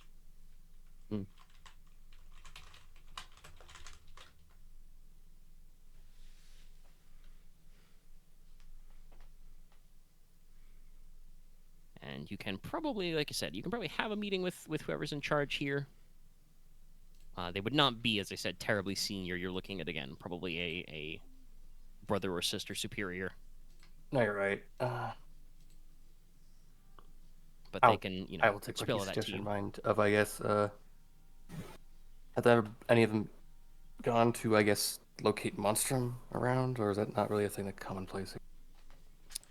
Well, if you wanna, yeah, let's have you roll probably fascinate. No, you can roll graces. You could frame this politely Sure. to just ask them if they've been about their monstrum business. Okay, I did say it was a cloister, so. No, they have an attached cloister. Sorry, I'm double checking my own notes. Yeah, because I mentioned before when you guys got here, the primary purpose of this outpost is because they're looking for kids who have the potential to be veilers. This means they end up taking care of a lot of orphans or misplaced children. So there's basically an orphanage here, but there is a cloister. Sorry. We're looking for kids with special powers. We're hunting for main characters. Kind of. That boy there with the pink hair? I was about to make a joke. You see that kid with the really spiky hair? Him. Ah, she's a saint, actually. Fuck. But with tens, you're asking, and yes, they do actually like one of their functions. The cloister is to track any reports of monstrum or fairies being, as I said, annoying, problematic, whatever they want to phrase it. And the local head would not obviously you were making a polite request. You were staying within the bounds of your authority as the Marquess. So they can't just like straight up refuse. But admittedly, they don't seem to have, a whole lot to report on. It's mostly quiet. The kind of monstrum you usually encounter in Forester is usually in the deep dark woods. Like you can't even in Norlon, which is supposed to be the spookiest. The only place where you would get like monstrum just in the fields and hills is allegedly in the Fogvale, where it's supposed to just straight up be haunted. Like even when you guys have outbreaks of things like the wargs and other creatures, that's usually they like emerge from a den or stalk a forest or something and then come out when it's advantageous to hunt. So there've not really been any extra outbreaks of the arachnea, the giant spiders, or any other low level monstrum. Okay. I guess besides those, like, wanting to know like the history of their founding, he's probably just gonna go say hi to Rowena and see how things have been for her for like a few years. Yes. She will. I acknowledge. She does make sure to check herself and say, your lordship. A little bit of a bow. Let me grab there. But there we are.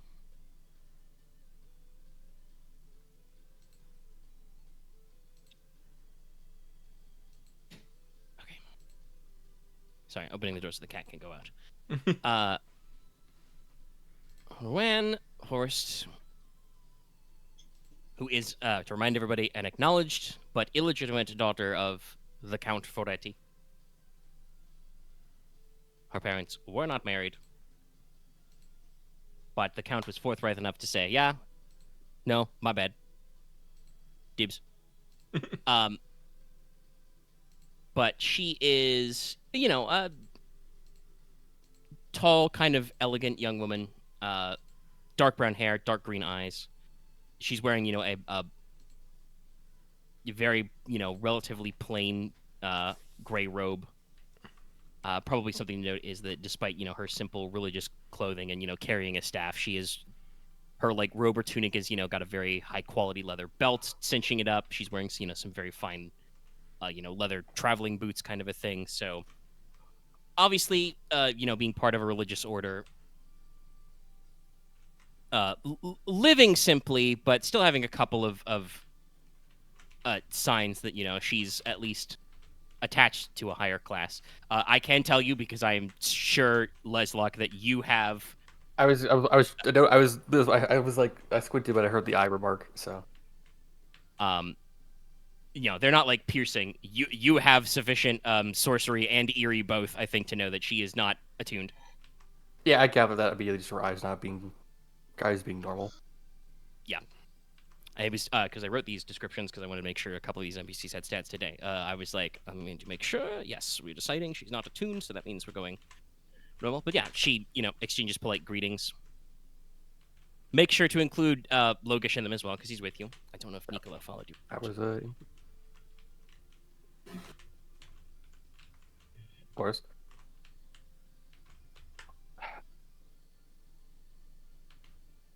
Besides, I'll just abbreviate this to make this simple. Besides discussing with her, I think just how things have been over probably the last few years, and then here or there some things that happened. It was we'll probably bring have, up. I believe, been off and on contact, so you don't necessarily need to catch up on years. You can but he'll been last past couple months. He'll probably bring up the Fae encounters he has, but be vague about the names. Yeah, and you don't want to mention. She kind of when you start to bring it up, she kind of nods along and just kind of not gestures you to cut it short, but just kind of acknowledging and says, "Yes, I've making sure to keep her voice a little low. And yes, I've heard some of the rumors already." Wrap it up. Oh, okay. Then No, I'm just kidding. Well, that's what I'm trying to avoid. The that's not the style she's going for. She's more just as Leslok says, he's trying to avoid saying names outright, because as you know, names have power. And you would not want to mention some of them by name, but yes, Rouen does talk about how she's already heard some of the in Forrester, some of the stories about the incident, the Grand Melee, have kind of bled over a little. It would be probably a big topic of discussion for Forrester. But I guess that's the catching up, and then just seeing how she's been doing. I'm not sure how to word it, but there is a thing of I think Leslok, I guess I would say fully in jest, but if he had the time for it, he'd be always willing to help her with seeing beyond the veil.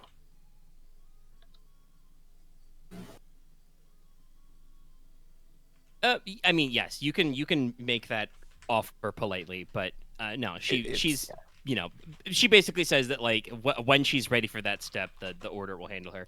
This is actually something I was also thinking about. Obviously, most of you guys just who were in sorcery decided to just clock your attunement during the time skip or very shortly after.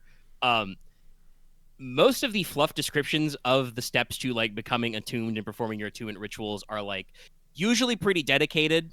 Some of them are life threatening. It is,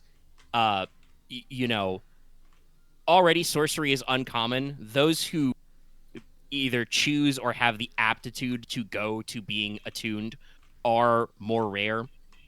So the fact that Aren, for instance, is 21 and not attuned, not that weird. You, Leslok, are probably a little bit of a go-getter at your tender age being attuned, though obviously I think there was some undercurrent between you and your mother about it was making sure you were about as hardcore as you can get in Veilcraft. It was family and politically motivated at the same time. Yeah, because it's you wanted to make sure that you didn't have to worry about it. Basically, you were already on the ball and fully empowered, and also I think a very practical matter of your mother, who is attuned, wanted you to be attuned because that means that you have access to the higher levels of spellcraft, which does include one of your more common abilities, the ability to just dodge attacks. Yeah. It's it was actually a genuine way to at least keep you safer from mortal threats. And I also learned I recently got Grasping Untouchable, so also the ghost thing that might come up sometimes is less of a problem. That's a good one, yeah. But I mean, I'd love if Enos was here to actually ask, is he flirting? I don't think he means that. I think I know. I think this is just Leslok is as discussed. Leslok is trying to it's collect like he sorcerers. sees her as a friend and as like a colleague, so it's a mutual respect thing. Yeah. Nerd. All right. Actually,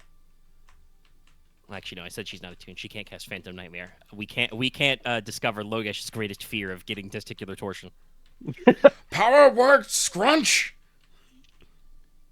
Not according to Testicular Warcraft strategy. torsionis. Ironically, I did not get Phantom Nightmare. I got other practical stuff. No. That's okay. She could probably come up with something else very funny. Ironically, I got Anyway. No. So yes, basically, she says that the order will take care of her when she's good and ready, but she would probably appreciate the vote of confidence. It's an interesting thing. Like, I think Leslok certainly hasn't talked to the other characters about this, but I think, from the standpoint of the games master, the gamesman, the narrator, like, I think I understand kind of like what Leslok's going for in this relationship, because like you don't really have a lot of people you can jaw about Veil stuff with. No, It's basically your mother, who is also your teacher. which is a different relationship. Yeah, and that's about it. Like, there are occasionally, because we've discussed it, I think technically Veilcraft is like the second most common sorcery after Alchemia, because they can kind of crop up anywhere, but It's they're a lot looser concentrated. focused. Yeah, like you said, less concentrated. So like, there are probably Veilers doing like town dowsers and wise women sort of a thing, and spook hunters and sort of stuff you'd have around town.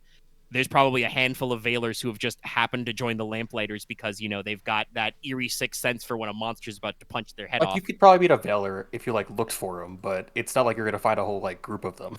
Yeah, so like you don't necessarily have a lot of people to talk shop with. No. So yeah, no, It's not like- you yeah, can talk a little shop, you can exchange a little. Because it's like, I guess just a sheer example. It's for Soulcraft, you could go to the tower, or and Demons is like a concentrated thing of that, and Dragon Sorcery as a whole thing. Summoncraft is weird, and Wind Witches are all concentrated in the Marin lands. Yeah, I mean, but they have an order similar to this, the Order of the Navigator and the like. I think it's a bunch of Rune Priest orders. Not a bunch, but there is. There's a considerable amount. There's a primary order, the Order of the Stone Heart. There are still people who practice it. Summoncraft and Dragon Sorcery are like almost lost at this point. It's just For the two fact different that, reasons. Like, the unattuned version can like propagate that they still have. Also, I've mentioned this before, but like the unattuned stuff for Summoncraft is just funnily handy. So that's another thing that some people just practice in their spare time. I don't want to keep everyone here for that, but yeah, after That's that. fine. Yeah, like I said, you just wanted to catch up and talk a little shop. I also just wanted to I mean, be here to be to know these people exist, and I can maybe think about that another time. Yeah, no, they are here. And like I said, they trying to think like how you would be received. Obviously, I think that these are ascetics, these are monastics who are receiving you. That's a thing we're probably gonna trust me. I've been in the tank. I've been crunching the lore and logistics of how the fucking church works. Don't you worry. That will be important later when you guys are asking questions and seeing about people. But these are ascetics. The short version is that, strictly speaking, ascetics, monks, nuns, friars, etc., are technically like one of the lowest ranks of the church because they are not here to have authority. They are here to do very specific tasks. So, like, I think that they would probably receive you with some of the general deference and respect you would expect, considering that while these are not your land, you are a fully ranked lord. You are a member of the peerage, head of a high house, even if it's a different high house. But there is probably a little bit of the respect you would see because, like, even if none of the people you meet here are attuned, and that may be the case, like I said, I haven't actually crunched the numbers. The Probably one odds or that two, but just you that's would not run into a important. specific attuned person here are something I'd have to probably figure out if it mattered. But like, I'm not gonna push for it. they would know what attunement looks like. As we said, it's Mhm. supposed to be obvious to anyone with the training. And guess what? To start learning Veilcraft, you have to have at least Eerie 2. Yeah. So I believe every single person here who's got at least 1 point in their Veilcraft in this order is going to be able to tell, hey, that guy's an attuned Veiler. So, like, there's a little bit of that respect there. But they probably don't want to, like, pry. Like, It's fair. there's professional respect, but there's also, like, again, you're the fucking Marquess, so, like, they don't want to bother. Besides, I think privacy is kind of special to Veilers, considering how it's easy to kind of break that. Scrying is one of their not attuned spells. I do have a question. Yeah. Am I getting any weird looks? You probably not. If you did want to follow Leslok here, also to answer your earlier question, they probably don't have a public library. They do have classrooms for like the local youth, but probably above Nicola's level. If Nicola wanted to do a little tourism, you could wander around. There are several other chapels and churches, and there is a cathedral here. No, I was looking for some specific information that probably wouldn't be here. I'll have to probably find it in Ferretti. But yeah, that's Whenever the hell I get a chance to do that. Or maybe I could ask freaking Logesh's mom. Or Leslok's mom. Yeah, I was about to say, one of those, I'm pretty sure is dead. yes. You could I mean, touch that base with technically, there's technically still wait. I'm not gonna get into that. Yeah. Logesh might cause you physical harm. the headbutt in your future. But I was that's about to fine. say, You guys left downtown didn't with you the guys talk to a dead person like last week? That wasn't Logesh's parents. That was, yeah, no, Nah, There's also a no, matter no. of- I just mixed your names up. different can of worms. Also, no offense to Logesh's parents, but I don't think they would have answers for the question I have. So Yes. it would just be pointless. I mean, if you want to ask things about veiling, I'm pretty sure that your Marquess has quite a lot of points in that. It does actually have Student of Sorcery. I have 3 student of sorcery, and I have like 5 in Veilcraft. So like, yeah, I'm committed to this. But if you're thinking about a specific cultural thing, that's not necessarily related to learn on. That's a bit different. Asking someone specifically. Anyway, any other further questions or things to raise at the Order of the Veil?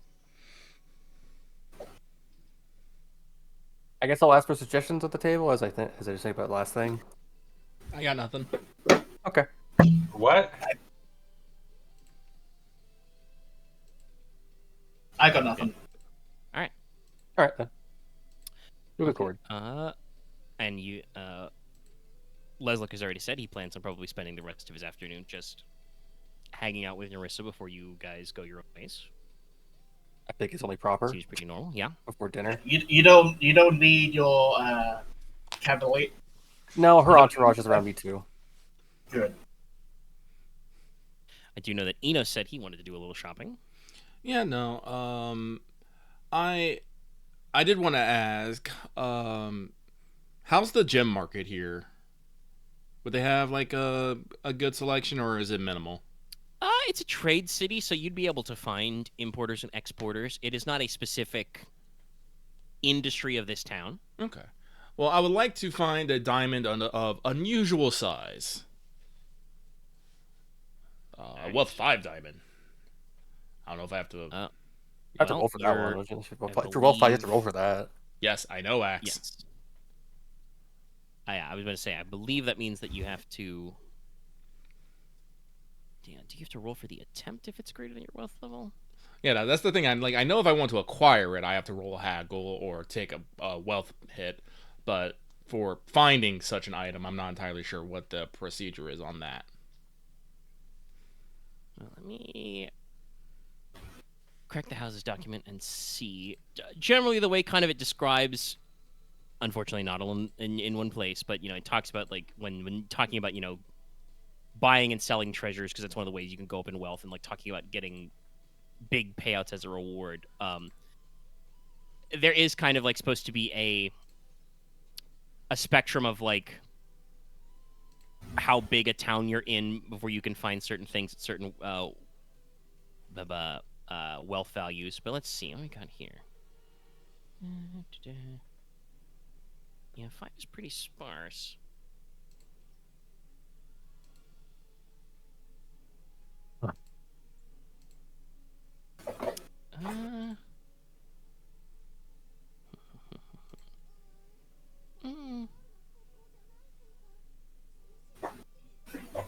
Yeah, I'm gonna say you probably cannot find what you're looking for in this market. Very well.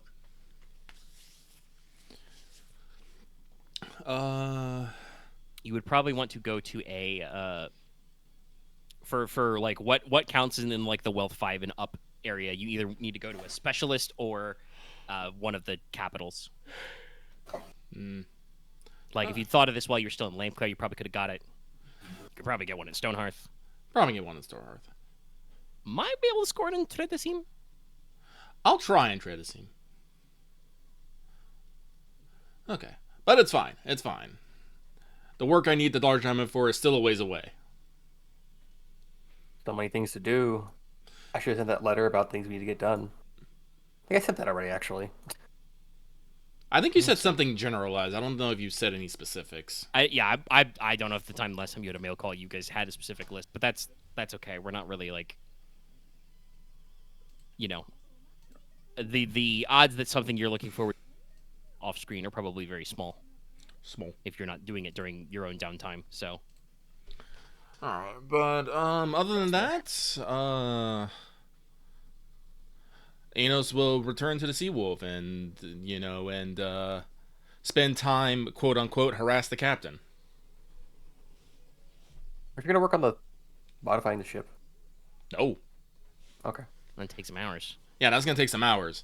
Also, probably not a good idea to do it like when just we're about to set out. Fair. Also, hey, what's the intensity of that spell? Let me double check here. Since we did dig up that chart. Inos, Soulcraft, Sorcery. Oh, it's only intensity 3. Okay. That's only like people within 10 feet of the boat. There are all of you on the boat. I feel like that should be a stronger intensity. I'm gonna be real. Well, it takes hours to do. Well, yeah, it does take 10 hours, I suppose. Yeah, no, it's And stationary. if it didn't have that, that would be, I think cast in hours is minus. So to be a 6, be very expensive to buy, a little hard to cast. Those green wub. True enough. This is how most of the permanente spells, like the way alchemy and some of the enchanting stuff works, is get away with being like sub 5 is just takes you fucking hours. I appreciate you made things don't cost more than 4 usually. Well, I just especially with the way you guys have talked about it, is just that like I could score spells at like intensity 6 and up, and I've done a couple of them, but it's like that's 6 exp, that's a difficulty 6 to cast. It's like, you guys aren't gonna fucking buy that, and like, am I gonna have an NPC go out of their way to do that? Probably not. No, if it's such there. So we come up with cool things to balance it out. Like, I remember trying to figure out what would be a requirement for like a teleportation spell, and it unless you're very specific about how the rules are implemented, it's really hard to get one that goes under 10. Yeah, because teleporting is kind of a big deal. It's also more just range and distance and occupants are like. Well, yeah, that's what I mean. Yeah. Like freely teleporting is kind of a game breaker, so it's intense. Anyway, yeah. I will say, funnily enough, harass-wise, the captain is busy because, unless you tell her to drop one of those, she is doing up charts for 2 separate voyages. Hmm. Because she is busy consulting her charts and planning, both the direct and the land-based route. I would. Consulting navigator. I would. I do have a suggestion, but unfortunately the Marquis isn't here to confirm it, so it'd be no point of just picking one over the other. I mean, she is the captain of the boat, so.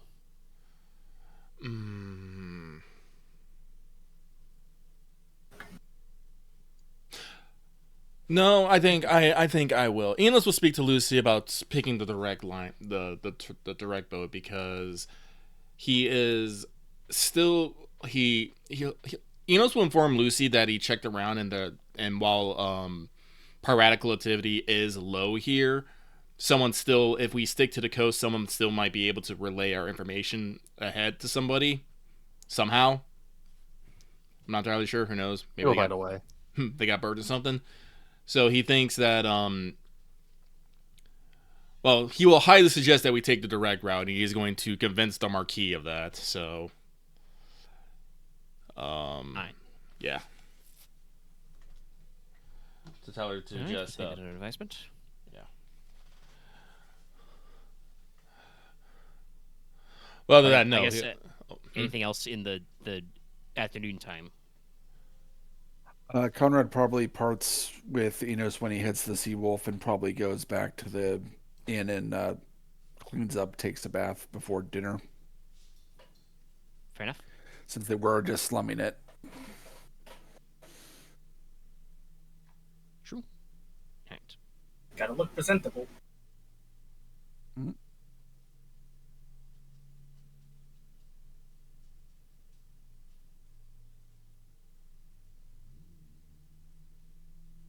Okay. I think now dinner. Nothing else? Nothing else in the afternoon? Well, you already said what you're doing in your afternoon anyway. Yeah. Let's look. I think everything I have to do takes several hours. So No, Logesh doesn't have any particular plans for this. So no, nothing for him. Then, again, brief. You're mostly doing it just to be polite. Dinner.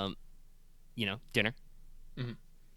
It's pleasant, like I said. Informal, maybe a little, even though informal, stuffy. Relatively small gathering, but still not necessarily you're not overly familiar with your hosts, so it doesn't go crazy. But the food is of the highest quality. Appetizers of oysters and pasta salad. Main would be fish and fresh vegetable stews or soups of some kind. soups. And then, for dessert, delicate flaky pastry seasoned with sugar and spice bark, which is cinnamon. Not super extravagant, but showcasing a wide culinary variety here. Boys. Sounds wonderful. It's a trade town. Mm-hmm. Yeah. Great city. Enos will make a polite conversation and find an opportunity to present Narissa her silver pin and Agave her pin for Right. hunting the warhawks. You just pass them off as little trinkets, little trinkets to commemorate the hunt. Of course. He will probably does kind of, as you say, when you say little trinket, does probably take it that way, because obviously she has seen what your higher quality of work is like. Mhm. She is, of course, wearing the pin. Yes. The hairpin specifically, to remind everybody. It's like he'll inform the rest of the Logi boys that he intends to make more pins signifying the Warhawk one and pins for the war hunt that we did earlier in the year. He just wanted to make sure that these ladies got got those before we departed company. All right, I'm then we seeing- proper.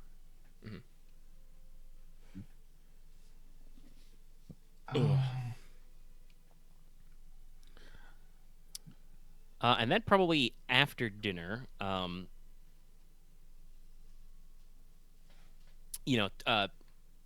because you guys have gotten your, like I said, you got your mail back. That means that Kalino is around. Mhm. I know that Inos planned to talk to the prince about some mail-related things, some mailing things.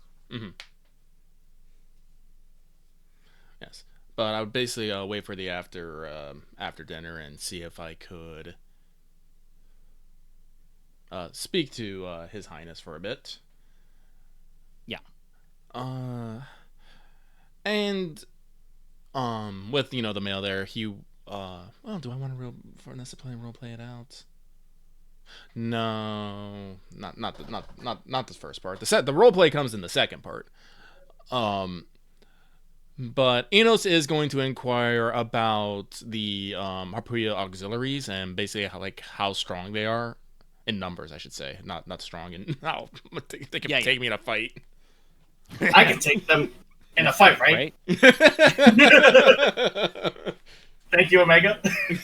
Funny, we can add more people involved. In the No, process. the prince will say that the detachment is small, but not that small. Probably about 100 or so. 100 or so. There are probably thousands, if not more, Harpuya in the mountains. Probably tens of thousands. There's lots of shinies down here. Mm-hmm.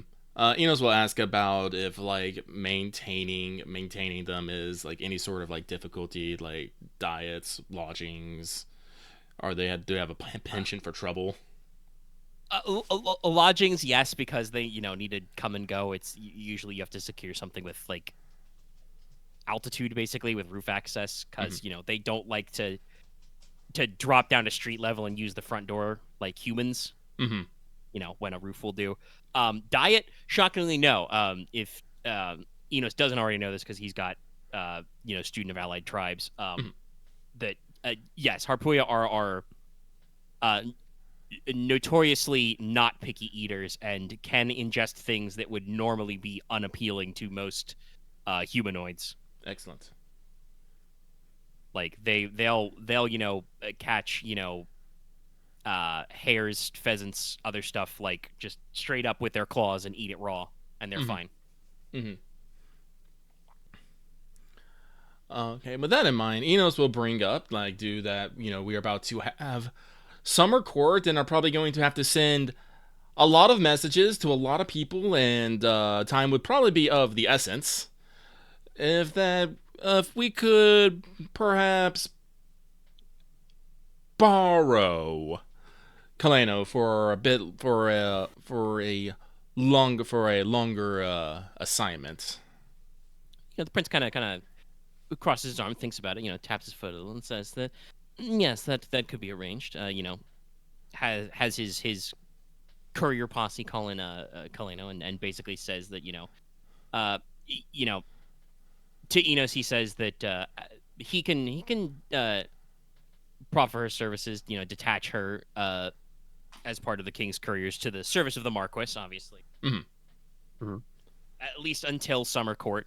He cannot guarantee a detachment longer than that, but it would as Inos said, keep things running smoothly. Yes. And he will basically at that, if you don't have any further comments on that, I guess, or qualifications, he'll probably just turn to Kaleno and tell her to. He says to return to Lampclare and basically pick 2 Harpuya subordinates to share her workload. Okay. And provides her with a writ to basically tell the other king's couriers in Teine, what her operation is. So yes, and by the time you guys get back to Stonehearth, Kaleno and presumably +2 will be there. Okay. Cool. Here's my permission slip. She got her hall pass. All right. I mean, actually, yeah, basically, because it's so that giving her an official writ from the Lord Cursor saying if another courier runs into her, and it's like, hey, what do you Yes. No, I'm supposed to be here, actually. I'm on special assignment. Good coverage on you, Inos. Yeah. This has nothing to do with me just wanting more monster girls around Stonehearth. I mean, No, not at it all. can be that, but it doesn't mean that's the only reason. Look, I don't know what the fuck's wrong with me today, but something brain ain't braining. Brain ain't braining. Probably the traffic. Your typing has been impacted. I think I did call you out earlier. It's been before the real recording bad started tonight. when you you said When I said yes, hajowers. Wait, I love how you edited it. You edited the messages, but didn't fix GIF. Oh yeah, no, I had to you're fix like, the "Be other helmet part. up, I had to Sawyer." fix the punctuation.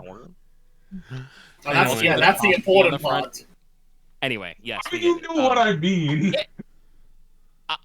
While I do not want to, detract from anybody's role-playing moment, this is basically going to be your goodbye to the princely party. Yes.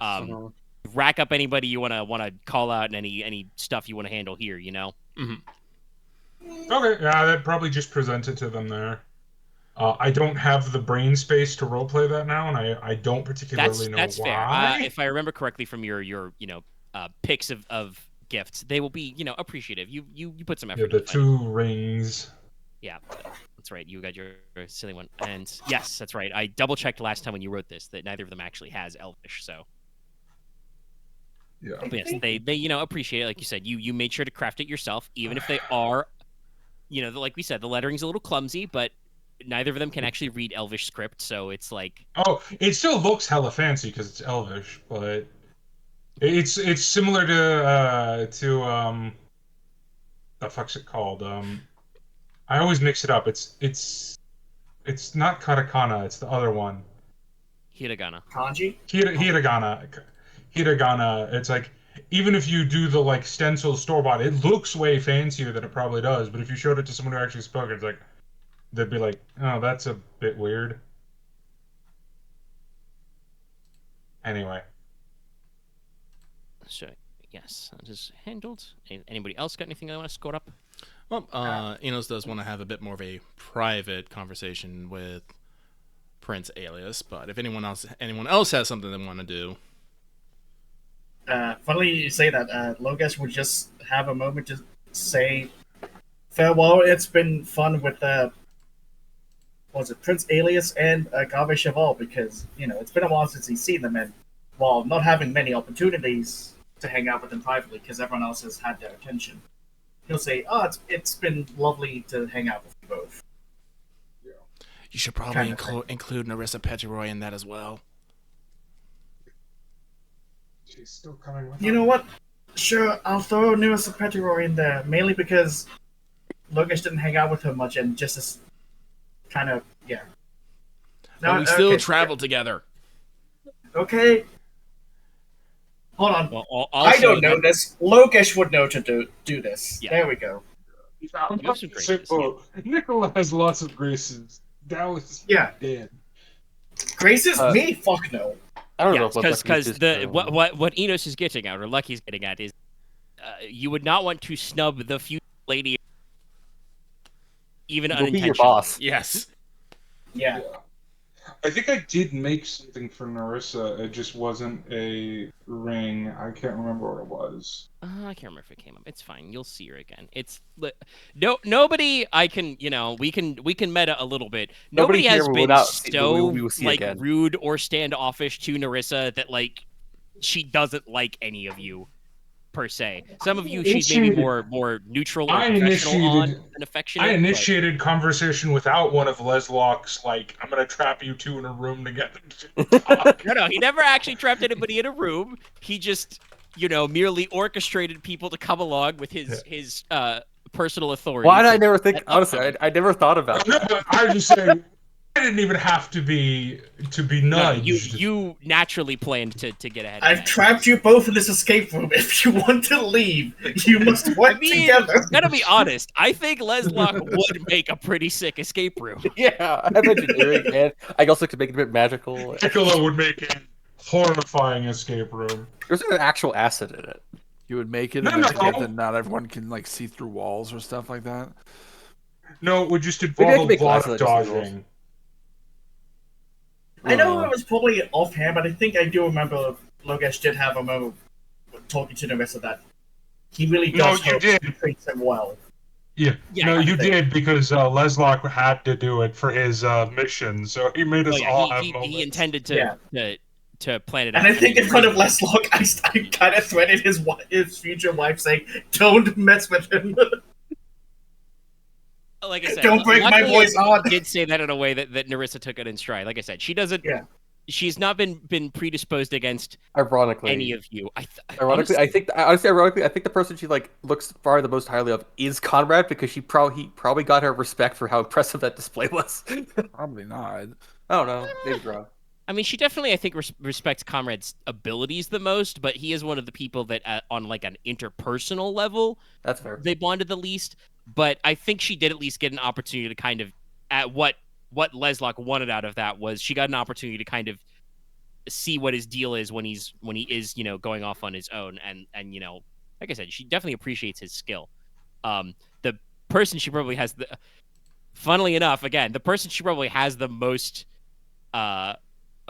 like positive feelings of respect for is probably other than Leslok himself because they're engaged, is probably either Inos. Nicola or Inos, because Nicola is proactively keeping the crew alive, you know, like with all his potions and stuff. And obviously, I think I've mentioned before, like Narissa's doesn't have a lot of like sensor knowledge, but the way NPCs are created, she does have at least 2 in both of those. I have to double check actually if she's got like 3 cents or not. But like, I think Narissa has cottoned on to the fact that her engagement would probably not have proceeded quite as speedily if Inos was not like not only there with the #1 gift, but also, I don't know, maybe set up presenting the gift in a turbo elaborate public manner.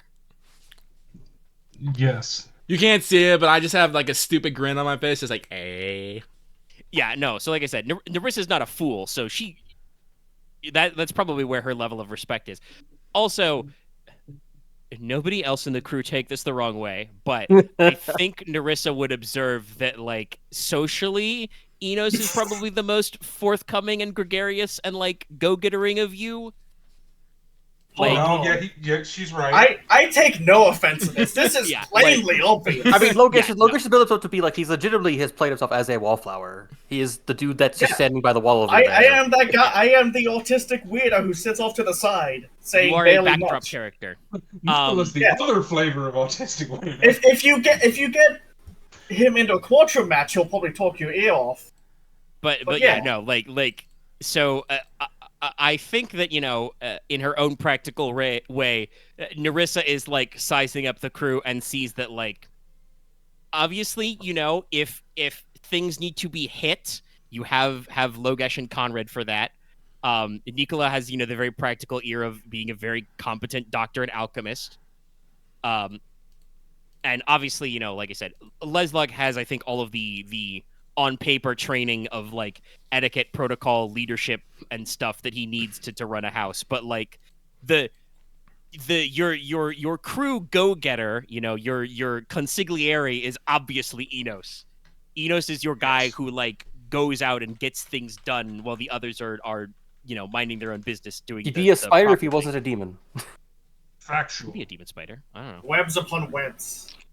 But yeah, that's so. because the like, entire it's- point of the mission was just so she has a feel of everyone. And I think, you know, as we say, when you actually split up, I think you have accomplished that. What I was going to say was that, ironically, I think the character who probably is still the most distant and, like, off-kilter with her is probably your sister. But that's just because your sister is a teenage girl, and Darissa is, you know, her not new, but her brother's, you know, well, new fiance. Like, so, like, they are clearly still sizing that one out in their own way. I know you at least told me like they've had a few personal. Yeah, they had an opportunity for private conversation when you guys were segregated by. Yeah, so gender like that I'm one not gonna time, learn so, about like, that. I don't need to. I think unless it's like Aurelia fucking tells me about it. She's not. She won't, so it doesn't matter. I don't even know. I don't even have to know shit about shit, but she ain't. No. Eh? Also, hey, as we've discussed, Aurelia is a sister of the Logi, so she's going to continue to do things in the same way as the other Logis, which is barely telling you about anything until it becomes a serious matter. I hope to I hope to Yeah, change that's- that. I'm trying You to. have I'm been trying working to on change trying to that. change it, but unfortunately, your manner of doing things until this trip, we kind of discovered is, most of the crew keeps their head down and works about their own project until We all went it on becomes revenge big enough to have a quests, family or meeting about. we all went on revenge quests, or trained for the revenge quest. But yeah, all that aside, like I said, you guys can exchange your gifts and your farewells and your polite discussions. We kind of got in the weeds a little there, but I know that Inos did want to have his conversation with So Prince. Did just, anybody else want to score anything along those lines with saying goodbyes? For goodbyes, Konrad, since probably I'm assuming this is happening after dinner, a little later in the Yes. evening. Konrad's probably slightly intoxicated. Oh no. He gives to Alias and Agave, he gives them when they part, he gives them like a lamplighter salute. He then gives Huron a great big bear hug. Of course. And then brother, stops like a foot away from Marissa, about to hug her as well, and kind of gives her a questioning look. What? No, I think Narissa would be like, yes, of course. Yeah, goes in for the hug. He will give And her a probably hug. like a little creaky. You're what, body 4? Body 5. Body 5? Yeah, you're getting up there. You're a big boy. God, you are wide. You're wide now. This just in: Crown Princess killed by bear hug. No. No, I didn't hug the prince. She said crown princess, but that was also incorrect. She's the fifth Yeah. princess. She's Fuck it. she's body 3. Marissa, She's yeah. middle of the curve. She Still knows up she's there. I'll be wrong. What you gonna do Well, I about mean, it? Correct me, who you already hasn't did. accidentally said the wrong title throw the first stone. Oh, I cannot throw that stone. Definitely Who could here not. has not, There's a lot. who here has not confused Leslok and Logi? I have. Well, shit. Let's lock yeah, Loki. he's got me there. That is true. I don't think Axe has ever said the names wrong. I don't. Axe and Loth are the only two that Yeah, have it. I think that they're the only ones who, because they're their own names. They haven't. I think fucked it up. I think I've almost fucked it up, but the sentence. I didn't finish the sentence, so it didn't matter. Yeah, same. I think I did that last session. Actually, I almost said You less luck start instead the of process, Logesh. and you're like, "Wait a minute, That's wrong. not my name. That's the other guy's name." No, yeah. So like I was about to say, like we like our really cool, political, yeah, no, it's definitely an so that's okay. Dallas is I still kind think of that, tonight. I still think to this day I should probably change his name, but I'm not sure that will matter until he's like in his fucking 30s, where I get a fucking different title or some shit. But whatever. Well, we can debate, the Because I fucking think about some people once they get greater titles or are known for something else get named something else, like yeah, how name changing is definitely a thing. We could probably because I think about ironically I think of Dragon Quest with like the character in 3 gets named Airdrick once they become the hero. Literally every emperor in China changes their name once they take the throne. I mean, so. regnal names are a whole thing, and like so are something we can discuss later if Leslok feels about revamping his vibe. But probably just now when you're just coming into adulthood is like that could be a good moment, but that might also be a little off brand. But what I was gonna say was, we're all out here. We love, our highfalutin intrigue and like all our intricate world building and political stuff. But it does mean there's a lot of moving parts to this game, which means yes, we fuck up names. We're sorry. Yeah, we should. So yes, no. Konrad gets a hug in. Narissa will accept it. Good. Let the hug flow through you. I'm just thinking, Basically, family. we have But- a new gift now. I'm just thinking, yo. Since Lucky did isolate this one and post it, so I start it. Yeah, I started as well. gosh. God damn it. Uh, I could also have done this one multiple times throughout the night. It's true. Having Anyway, that kind of night. Okay, let's save ourselves. let us. Inos. Yeah. Yes. Inos will approach the Crown Prince Alias and ask if he may have a private word with him. Yes. So he and the Crown Prince will probably move a little bit of ways away, and Inos will turn to the Pris with a solemn expression on. And start. So, Your Highness, I did do as I said I would upon the boat, and I did speak to, he's not, the second prince, Yeah. the second prince, You and, could just say Prince. the prince, and this isn't a warning or necessarily words of caution, because I do not wish to say anything that would put the second prince in a negative light. Inos is being very careful with his words at the moment.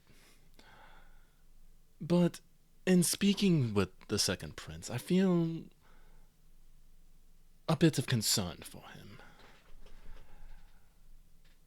I think he is someone who likes to find his own way with his own power. This is probably due to the fact that he is, well, a middle child with a, as he likes to put it, an almost perfect older brother and a babied little sister. When you say perfect, Alias does kind of get an ironic smirk on his face, just like, ah, yeah, right. Mm-hmm. You know, the royal children's family dynamics have typical- not been particularly hard to peg. Yeah. The typical thing the perfect golden boy child does when presented with that statement. Yes. I'm not a perfect child. Do you know how hard I have to work to be this good? Oh, yeah. I'm also partially kind of scummy at times. I'm just gonna start calling Alias Dick Grayson at this point. But, Inos continues. Your brother seeks to prove himself in his own way. I'm not sure if it's something physical or if it's something metaphysical, but he wants to find something from long ago, and he wants to use it to enact change. I'm not sure of the specifics. I cannot read minds, nor do I have the ability to ensorcel the truth out of people. And even if I could, I would not. Of course, that's something sorcerers for. I definitely think that, like, when you said that second bit, like, you know, when you're talking about, like, find his own way and all that stuff, Alias just kind of, like, nods along. You know, you're telling him shit he already knows. Yeah. When you get into your specific kind of, like, theory crafting, I guess, that definitely he kind of raises an eye, thinks about it, and says, I've never pondered it that way, but I suppose you're right. I do know he is, I don't want to say fixated on the past, but he does seem quite interested in knowledge from long ago, from distant places. I'll keep it in mind. Yes. And one more thing. And, like, when I look at you, do you know what I see? Inos gonna continue. I see Prince Alias, but I also see Agave Cheval. I see the blood shields. I see the crown behind you. Do you know what I see when I look at Prince Menaeus? Just Prince Menaeus. Yeah, he kind of knew where that one was going. Mhm. He nods as well. Mm-hmm. Your brother told me that when push comes to shove, you are willing to go the lengths that you need to go to get things done, and I believe it. I also believe, though, if you go too far, you have people on your side who will tell you to stop. I don't see anyone like that on his side. That So- definitely, Why like I don't said, we that friends? last one's very, very. Well, my friends are my power. Mhm. But he definitely, like I said, gets a somber look and kind of nods along and says, "For not being a mind reader, you are quite astute, Master Inos. No, I think I catch your meaning. I am glad that my brother has learned not to underestimate me, I guess." He kind of gives you a knowing nod and says, "Indeed, I think none in our party have seen me, how should I say, get serious." Which you can probably read as, the Crown Prince probably has a phase where he would say, "Let's get dangerous." You have This not yet party's seen getting that. crazy. Yes. You have not yet seen that one. Mm-hmm. That's a mood of the Crown Prince he has not pulled out yet. Yes. But yeah, he kind of just say, "But I understand your meaning. It is true. I would not say my brother isolates himself per se, but he does seem much more willing and able to shed the connections and trappings. As you see now, he travels openly without blood shields. Even though I'm quite certain that many of those assigned to his company are perfectly loyal and capable to him. That is, after all, what they are picked for. Mhm. But he comports himself with his own business. Indeed. I cannot exactly insert myself into his relationships, but I'll keep it in mind." Yes. Yes, keep it in mind. Anos, kind of stumbles over a word, like trying to think of the best way to say it. It's like,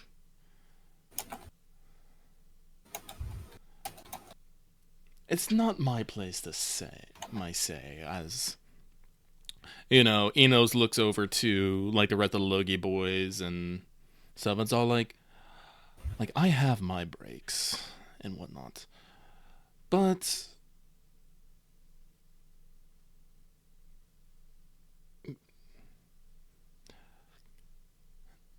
sorry, this is Lucky losing his fucking train of thought mid fucking sentence. I said but Yeah, and it just happens. yeah. That's just me. No. Take a moment. Yeah. He's just like me for real. For For real, real. for real. For real, for real. But it's like he is the second prince is not someone who's just going to let anyone in. But that shouldn't stop people from trying. It's like I'm not entirely sure what that would mean to the prince or to you itself, but those are my thoughts on the matter, Your Highness. Please forgive this rambling. Please forgive my ramblings. I just wanted to make sure you knew my thoughts before we parted on the morrow. Of course. Thank you for your counsel. And you are correct. You did quite boldly set out what you meant to do.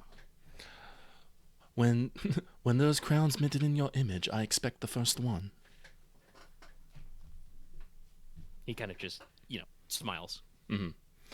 But with that, Enos will bow, and it's like, Your Highness, it has been a pleasure traveling with you, and may our next encounter be just as fortuitous. I shall hope so. I suspect I shall see you all around summer court. Indeed. There would be my turn to be hosted.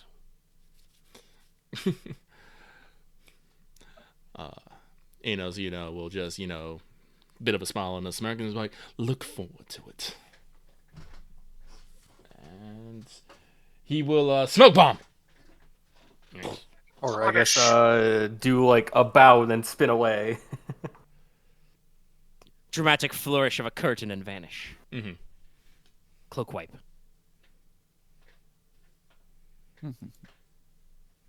Alrighty. But I think that is it for Enos will make sure to just give proper farewells to Agave and Narissa, and the second prince. I'm assuming he was there at dinner as well. Yeah. Mhm. As Inos has observed, he is kind of a quiet to himself kind of a guy. He's like, if you engage him in conversation, he's perfectly polite and knowledgeable, but he definitely seems like he's a little more not laid back. That is not the correct word. Although certainly his posture often seems very very relaxed. But yes, he is more aloof, more distant naturally, and does not necessarily insert himself into conversations if they are not about his various interests. Clearly, we need to lock him and Logesh in a room to see who has the best quiet off. No, we need to find him a tomboy girlfriend. That's what he needs right now. Yeah! Finding some like saucy night. Bowl cut, tan skin. Let's go. Well, not bowl cut. There was it down a lot, actually. I am disappointed when I type in tomboy supremacy to the gift search and I see nothing. What? Aw. Well, it does sound like a slightly specific meme. I don't know how what service is the Discord GIF through? Powered by Tenor? Yeah. This one for Anyway, Tumblr. we did start a little late because Dallas was attacked by fucking traffic. It is almost midnight. Yeah. So let us move on to our next step. See if I Let's actually go. can remember it. Yes, What's going boat. on? Which is going to be boat. Yeah. Go into the boat. It'll take about 5 to 6 days, depending on the wind. Woo! You'll be sailing to Pale Harbor, which, as I think I mentioned off mic and may have mentioned on mic, I did not have a name for it at some point. Lucky just shorthanded it as Pale Harbor, and I was like, fuck it, we'll throw an extra U in there. Pale Harbor it is. I'm gonna roll for my weather limb now. Yeah, if you want to start rolling Weather Limb right now in the morning, you will probably be setting out, basically like at sunrise-ish. 9 and 6 and 6 All is right. the And that's what? Weather for 12 hours? However, the humidity, air pressure, or temperature are due for a big change in the next 12 hours. Big change? No. Okay. You're on the ball for your first afternoon of Okay. or day of I sailing. will I'll keep pondering it every morning. I will probably be sending that message. Oh no, there's no point in that. We'll just do it when we get there. All right. So you're sailing to Toronto, like I said, you've got probably about 5 days of downtime. So, What am I gonna do? feel free if you got any like really long cast time spells. Some of you wanted to whip up. I know, like we said, Inos is probably going to be laid out for a few days. So, Yeah, I know. Maybe I'll get some spell casting after, like, maybe on the last couple days, but no, I'm gonna get a hammock strained up in Lucy's cabin, and I'm going to die. No, You're going to Nicola just has have a mostly liquid diet for a bit. Nicola is actually going to be self-isolating a little bit because he has to do some serious schematicizing over the trip. you're working. Well, Nicola's isolation is going to be pestered by Konrad trying to fight with him.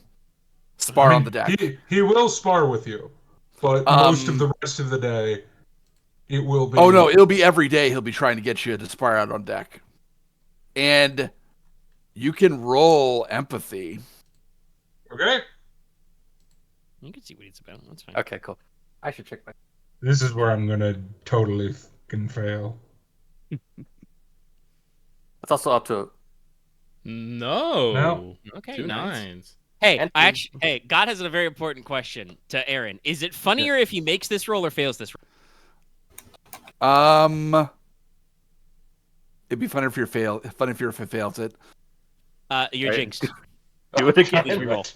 Take the XP. Take the XP coin. Take Do your it again. XP, but please reroll to see if you make it. He might still succeed. I'm just forcing him to reroll. Yeah. He still does it, barely. Okay, he Yes, does but succeed. It's just much shittier. less Only so. just-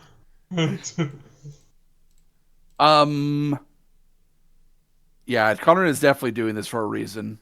It's like something changed since they last sparred. Huh. Interesting. It is a 1, so you can't give you more specifics, I guess. Yeah. No, that makes That's fine. I sense. think he's got it in there. When was the last time we sparred? I mean, probably all on the trip. I'm sure Okay. it was at least once at the Dragon Keep. But I'm sure Yeah, I we've remember practiced that. since then also. Yeah. Okay. Cool. All right, just leaving it at that. You would probably notice Nicola is relying less on his knives in spars with you, just because I assume you're doing with close-up weapons, and we're not just flinging shit at each other. He'd be doing fists unarmed. So then, yeah, he would definitely be doing more hand-to-hand work. Yeah. I think every once in a while I'm gonna do something wicked just to see if I see it. Don't feel Yeah, anything. I need to get sketches done of my arm, because that's important. Yeah. Because I want it to have articulatable limbs. Or limbs? Fucking hell. Digits. Oh, how does the protection work? Does it? It's just dice gobble. It's just gobble dice against effects. But I'm like, seasickness is an effect of being on the water. I mean, Because true. you would get it. I mean, strictly speaking, the seasickness is a role playing choice. I know. I still think I'd give you a minus one I don't penalty. know. It might make on you feel that. better. Like even if it's just a placebo, you might feel better with a magical item. Okay. Because after all, the actual, like I said, the effect is let me scroll. Yeah, mostly it's just that like your difficulty when swimming is exceptionally high. It's always 5. So like, I guess wouldn't it? Would that make it easier then? not strictly rules as written. No, because No, but I do think I get that those gobble dice against. Wait, no, not against drowning. I'd have to double check how the drowning damage works, but it might keep you off some stuff for a little bit. But yeah. There are other factors that could be accounted for with the dice for water. Oh yeah, but how calm are the seas during the trip? Let's see. It's springtime and you're sailing through the big open ocean. So, honestly, probably normal. It is still like ocean waves. So even if you're only getting like 2 or 3 foot swells, like that's still feels big. But it is not exceptionally rough while you guys are traveling over the open sea for your first few days. Okay. Sailing for adventure on the big blue wet thing. You might get because Leslok said he's going to keep up, using the pseudo weather limb he gets for being an attuned Veiler. You may occasionally sense that there's going to be like light drizzles, thin rain bands, but no big storms. Mm-hmm. The occasionally get some southerly gusts, but all of that's just more wind in the sail. Okay. Well, Go. I was just gonna say, then I'll probably get one casting in of Gemstone Soul in there, and then spend other times, speaking with Lucy, hanging out in the rigging, or attending to Onyx. Because even though he's a warhorse, he is probably not happy. So I had to roll that twice. It takes because it's an intensity 4. It takes Aurelia a couple of days to make her second 7 league boots. But yes, no, I'm totally gonna make this, and from now on, Inos will only have 1 day of seasickness. All right, but that 1 day is gonna suck. Still, these boots were discussed earlier. They were sized for Konrad. So Konrad, you now have some 7 league boots. Cool. Woo. I think I mastered die and run now. Yeah, plus MD on run rolls, and your jumping distance is doubled. Ooh, That's gonna be huge because that's a body roll. So well, it's not a roll calculation, but I think did we actually figure it out? I think it's your based on you can your jump long like jump 5 is like feet, your body maybe. plus athletics total. Yeah. Yeah. Which is still obviously going to be super high, but they're magical 7 league boots, so yeah.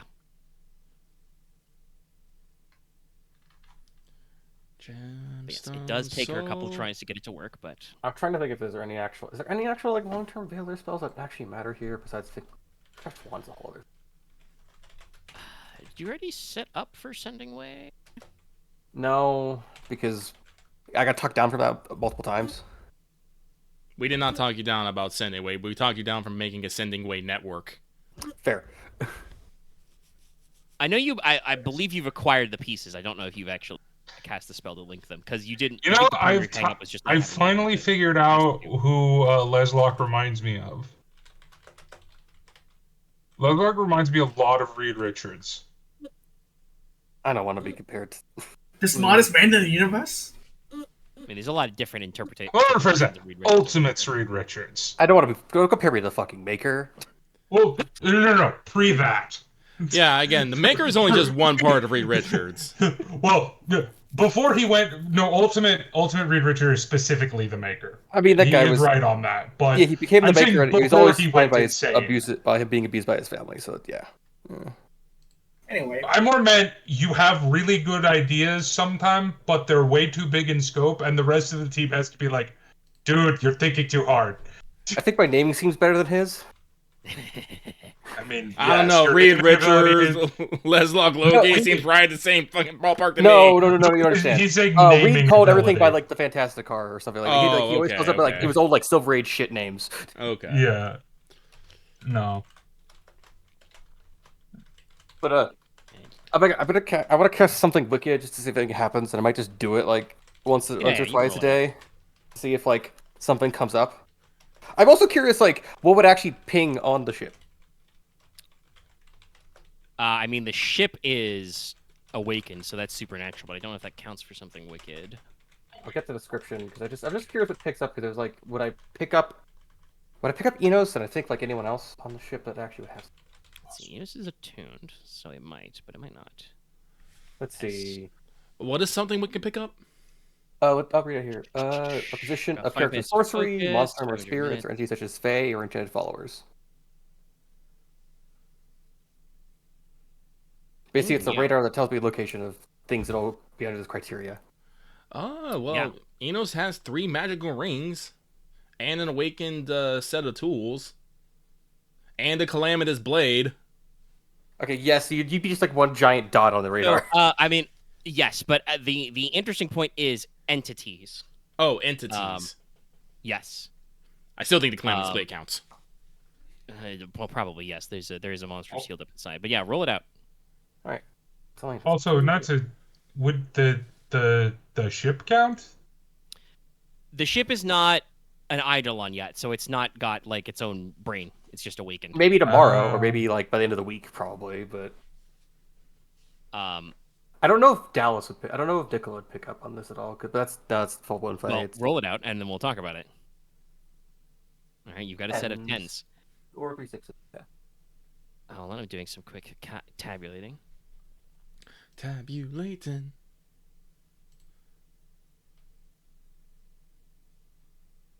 So, besides yourself, there are, because this is actually how this works, Yes, there it's just are radar. 4 sorcerers on this boat,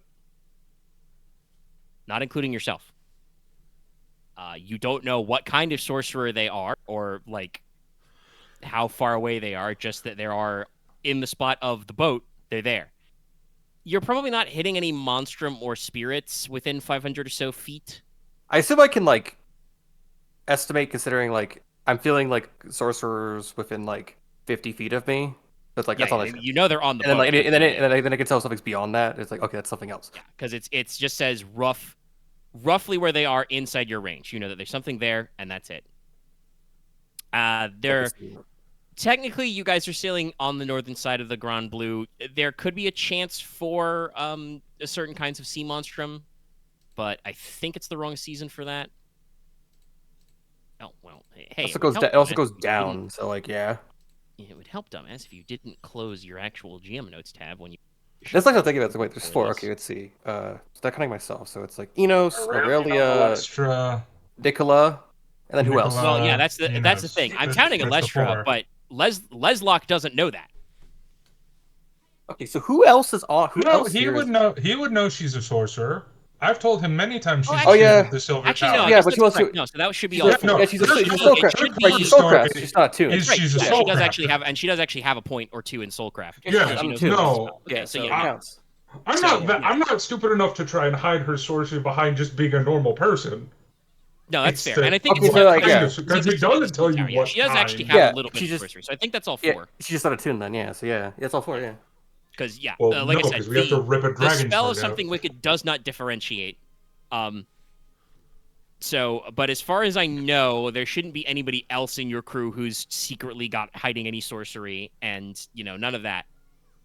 But let me. It was more just to see if like a ping would happen or not, but just like, hey, just this is normal. So just have something to compare it to. Yes, you count among your crew the appropriate amount of people who possess at least 1 point in sorcery. And let me actually, like I said, let me actually check my notes.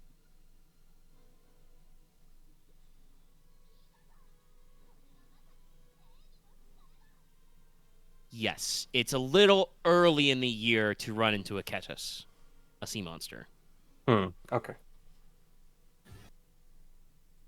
So while you're on the open ocean, you wouldn't ping anything. And I don't... Let me double check. Wicked. Yeah. No, so just other kindred would not inherit. Fairies do because they're weird.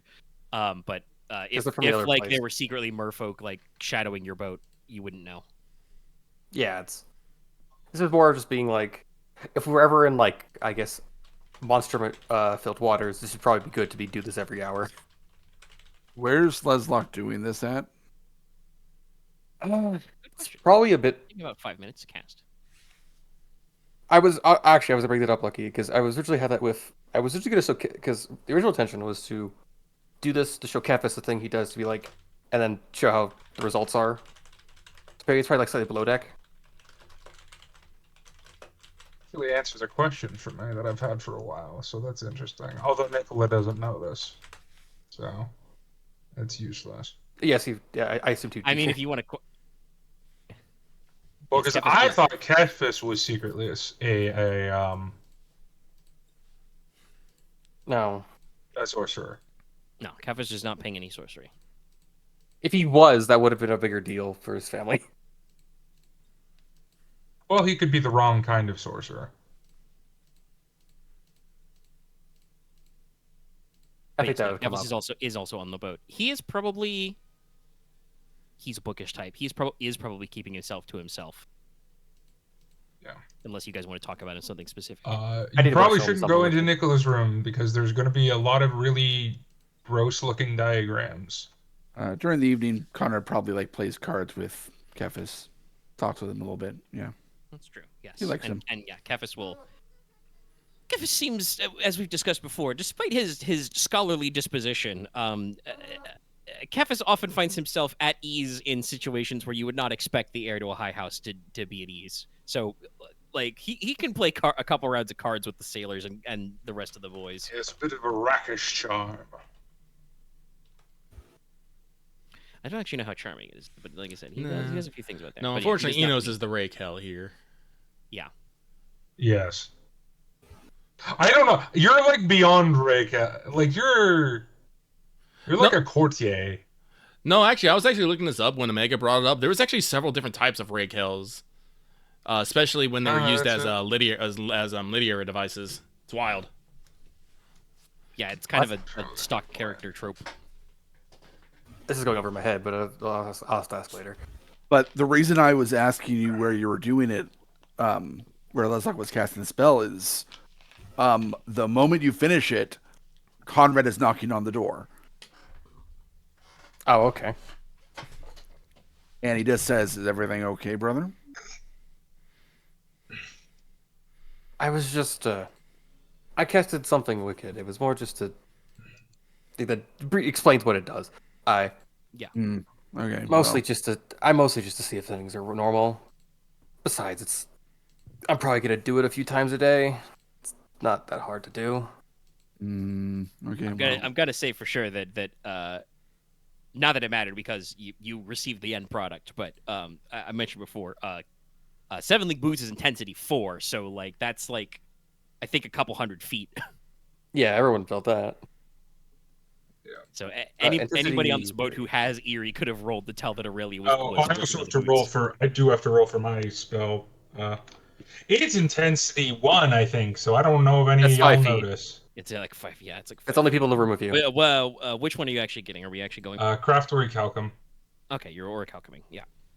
Yes. Mine was Recalcum intensity 3, which I think is like only 50 feet. It's 1 or 2. I can't remember which one. Yeah. But 3's like 50-ish feet because it's like Maybe, 5. I only maybe have we should have one. pinned. Maybe we should have pinned the distance chart. I was just thinking that earlier. Yes, I can. Yeah. I can find. I only have one intensity 5 spell, and it's the Death Fire. So Hey, when you do a Hado, everybody.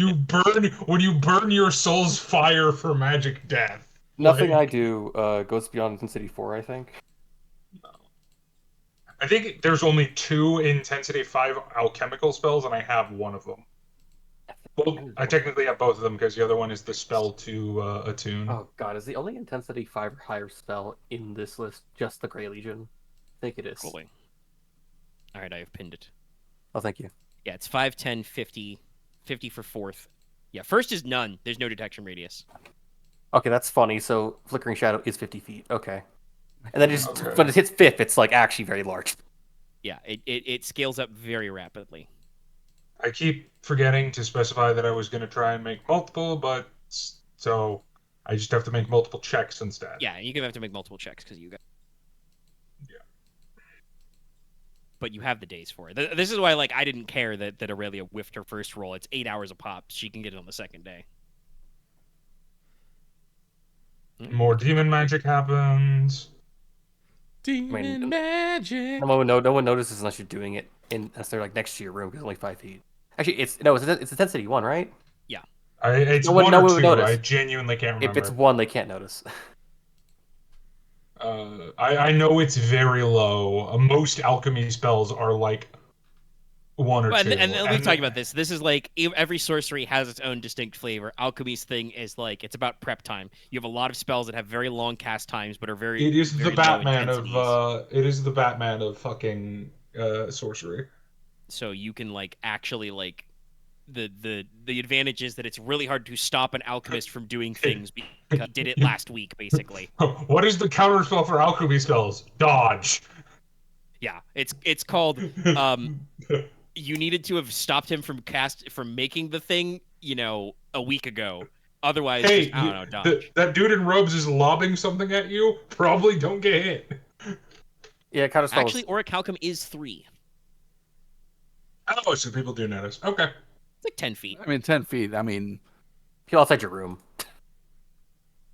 how long does it take? 8 hours. If you're near me, you'd notice. Yeah. I wouldn't care. By the 8 way, hours, I did not include this in the part I pinned, but the way it talks about spells that have a long cast time, if it takes a long time, you basically get an eerie check every hour. Yeah. So like if you walk by people his want room. to notice, like if they would pass within 10 feet of Nicola's room to notice he's Orichalcuming, you will probably notice because you have a lot No, of on chances. those 2 days, it would probably be wake up, spar with Konrad, make alchemy shit. Well, the reason I was asking is Connor recently acquired inner listening, which he determines if it's like a soft or hard effect when he senses it. So Oh, is that the eerie esoteric? yes, inner senses. Oh, that's cool. Yeah. And I'm kind of assuming that crafting magics aren't necessarily hard. Yeah, So it's relative No. intensity. So yeah, like it's intensity 3, so it's probably like a medium sense, but it's definitely like stretched out over a long time. So it's probably like is kind of like you say, like a soft.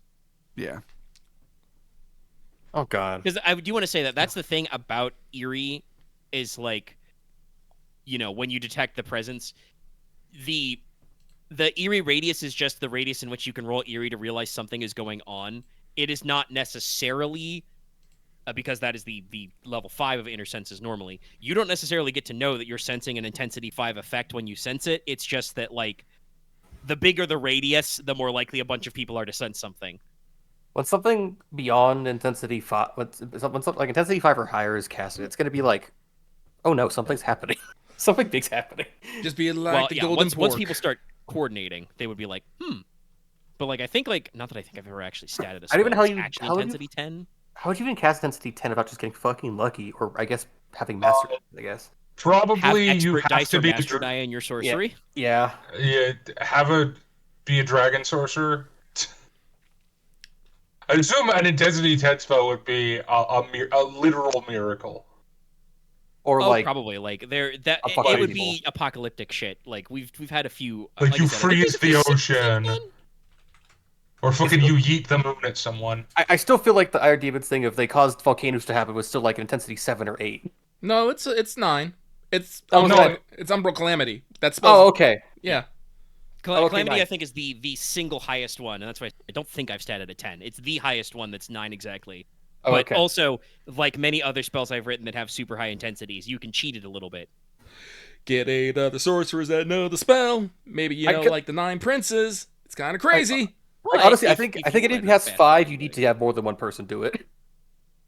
Not necessarily. It's just complicated. I think the Yeah. first 6 I ever did is there's a summon craft spell to summon a rhino or an elephant. Which if you just fucking freeball it is like, yeah, no, that's a big deal. They're very large animals that you have to call from far away. If you know if you have a totem for it or you know you've traded names, it's easier intensity. But like the default is just 6 because you're summoning a living siege engine. It's kind of a big deal to call an olifant. You'd also have to find an olifant first, which would be super rare. Anyway, we're just kind of yapping. Any other downtime boat things you guys want to do? I don't know if we have the stuff for it, but would Konrad be up to spar with Leslok? Like swords? You got your I guess swords. practice swords. Because I think he might also want to show you some things he learned. But yeah, or just that. I need to double check Moira if is, she of course, matters. with you, so she is, available for any practicing or lessons you want to do. Mhm. Probably keeps Probably, Aurelia up on her fencing lessons. I will probably be also sparring with Oriadnir to practice That's gotta be interesting. sword on melee combat. Clank, bonk. I'm trying to learn how to parry. Spoiler, I've been putting points into parry because I can do it as a free action It's important. when I make a melee attack. I can do the same. Yeah. There's a few different.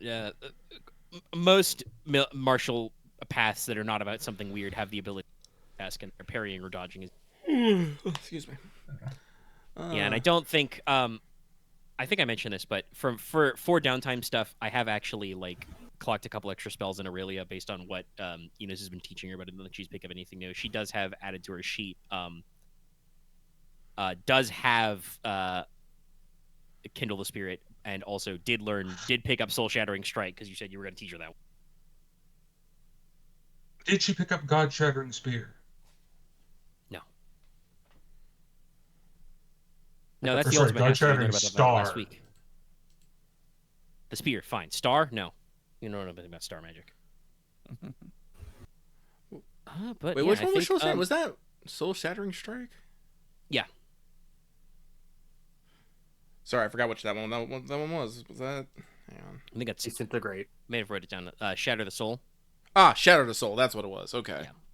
Let me actually check my notes. Did I write that down incorrectly? Because I think it was freewheeling. What a cast. Yeah. But hey, out of you talked about a couple different spells you would probably teach her next. That is probably the one that she cottoned onto the fastest. Yeah, I figured. Yeah, Shatter the Soul. She's a fighty mage. Also, part of sparring with Leslok and Konrad is Leslok wants to practice Grasp the Untouchable to see how he can apply it to a sword. Well, unfortunately, you don't actually have anybody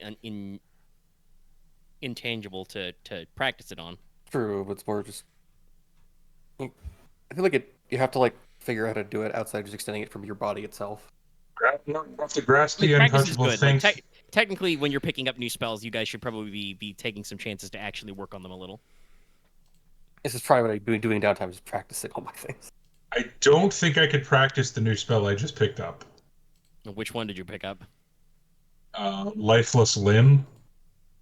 No, that's probably you don't want to practice that one. We're preparing for that one. Yeah, that, All right. I mean, like I said, we're only at just under 3 hours, but we are in the downtime phase. We should probably be clocking it in so you guys can set sail right away.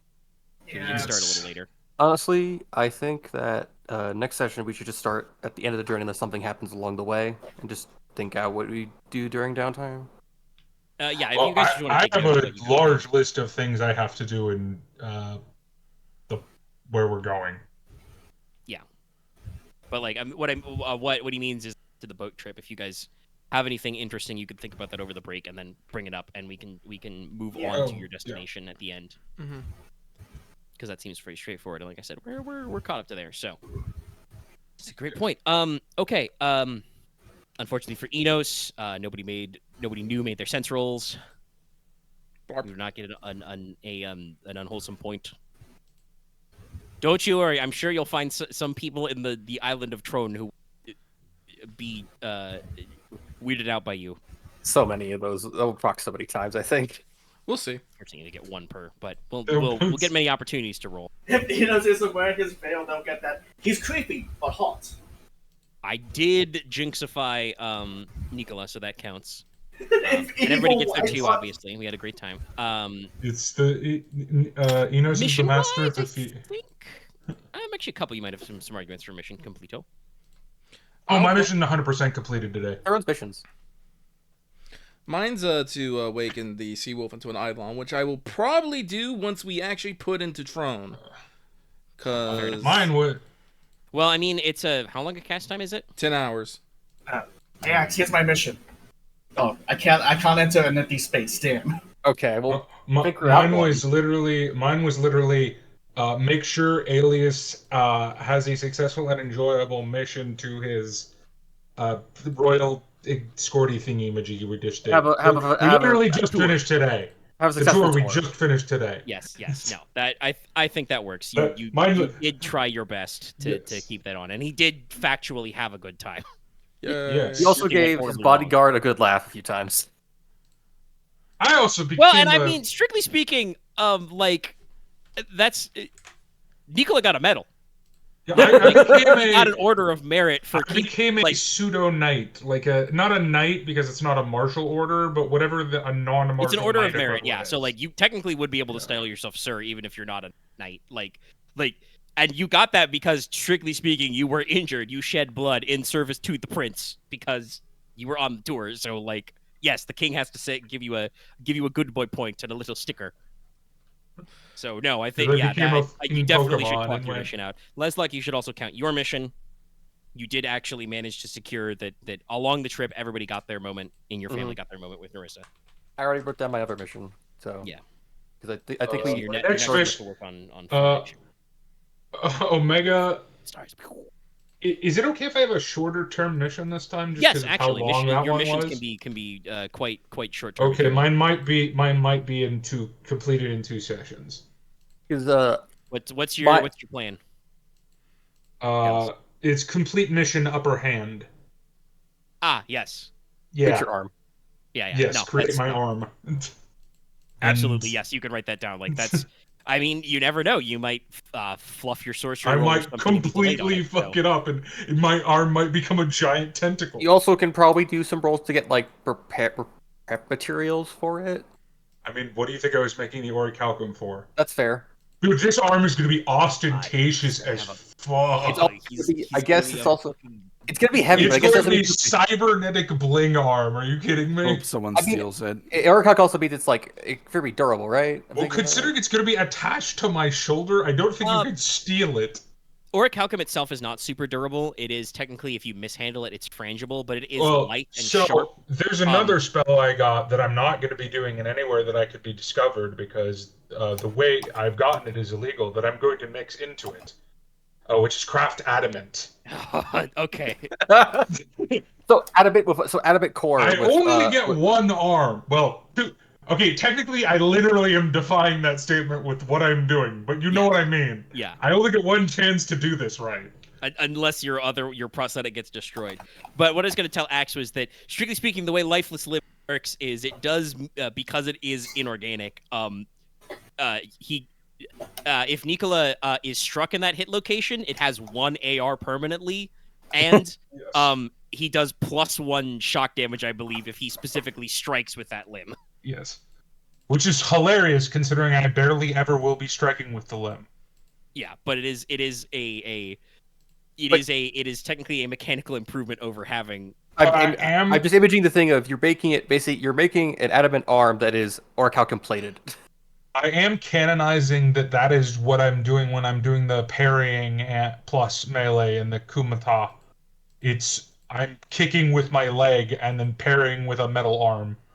I mean, that works because you've got 1 AR there, so you can parry barehanded without worrying about taking any damage. Yeah. Funnily enough. You also that's put actually armor on something I top should of mention it. to the crew. You can barehanded parry, but if you don't have significant armor at the location, the arm you're parrying with, you just relocate the damage to your hands, basically.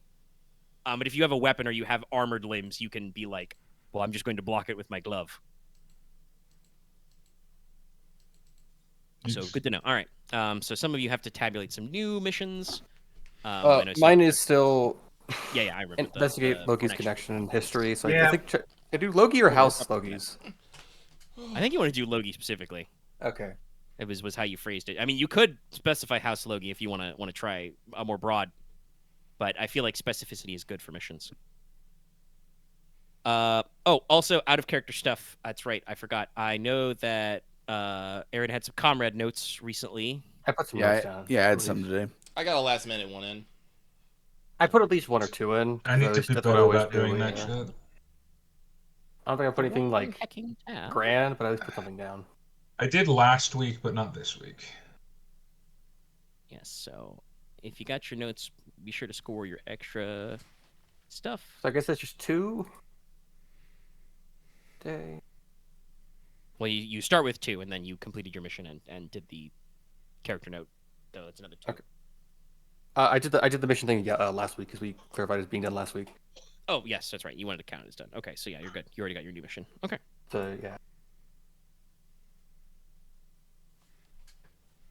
All right. Well, I think that's everything settled. So No you guys mission for safe. me. Yeah, I know. We're getting there. We're on the way home, technically. Only gave into my craving a little bit. If it makes you feel any better, I've had the same mission for like the last. You don't get EXP for it, but I've had the same mission for like the last 10 sessions, I think, or more than that. I know, but I had mine for 8. It's fine. It's fine. We've worked it out, and hopefully, the Tron thing will not take too long. Though, if I will say, if Inos is going to in Tron before you guys set out, wait in port for 10 hours, that you guys are gonna have to find something to do. Actually, I was thinking of actually doing that overnight. Enos would just go a day without sleep again.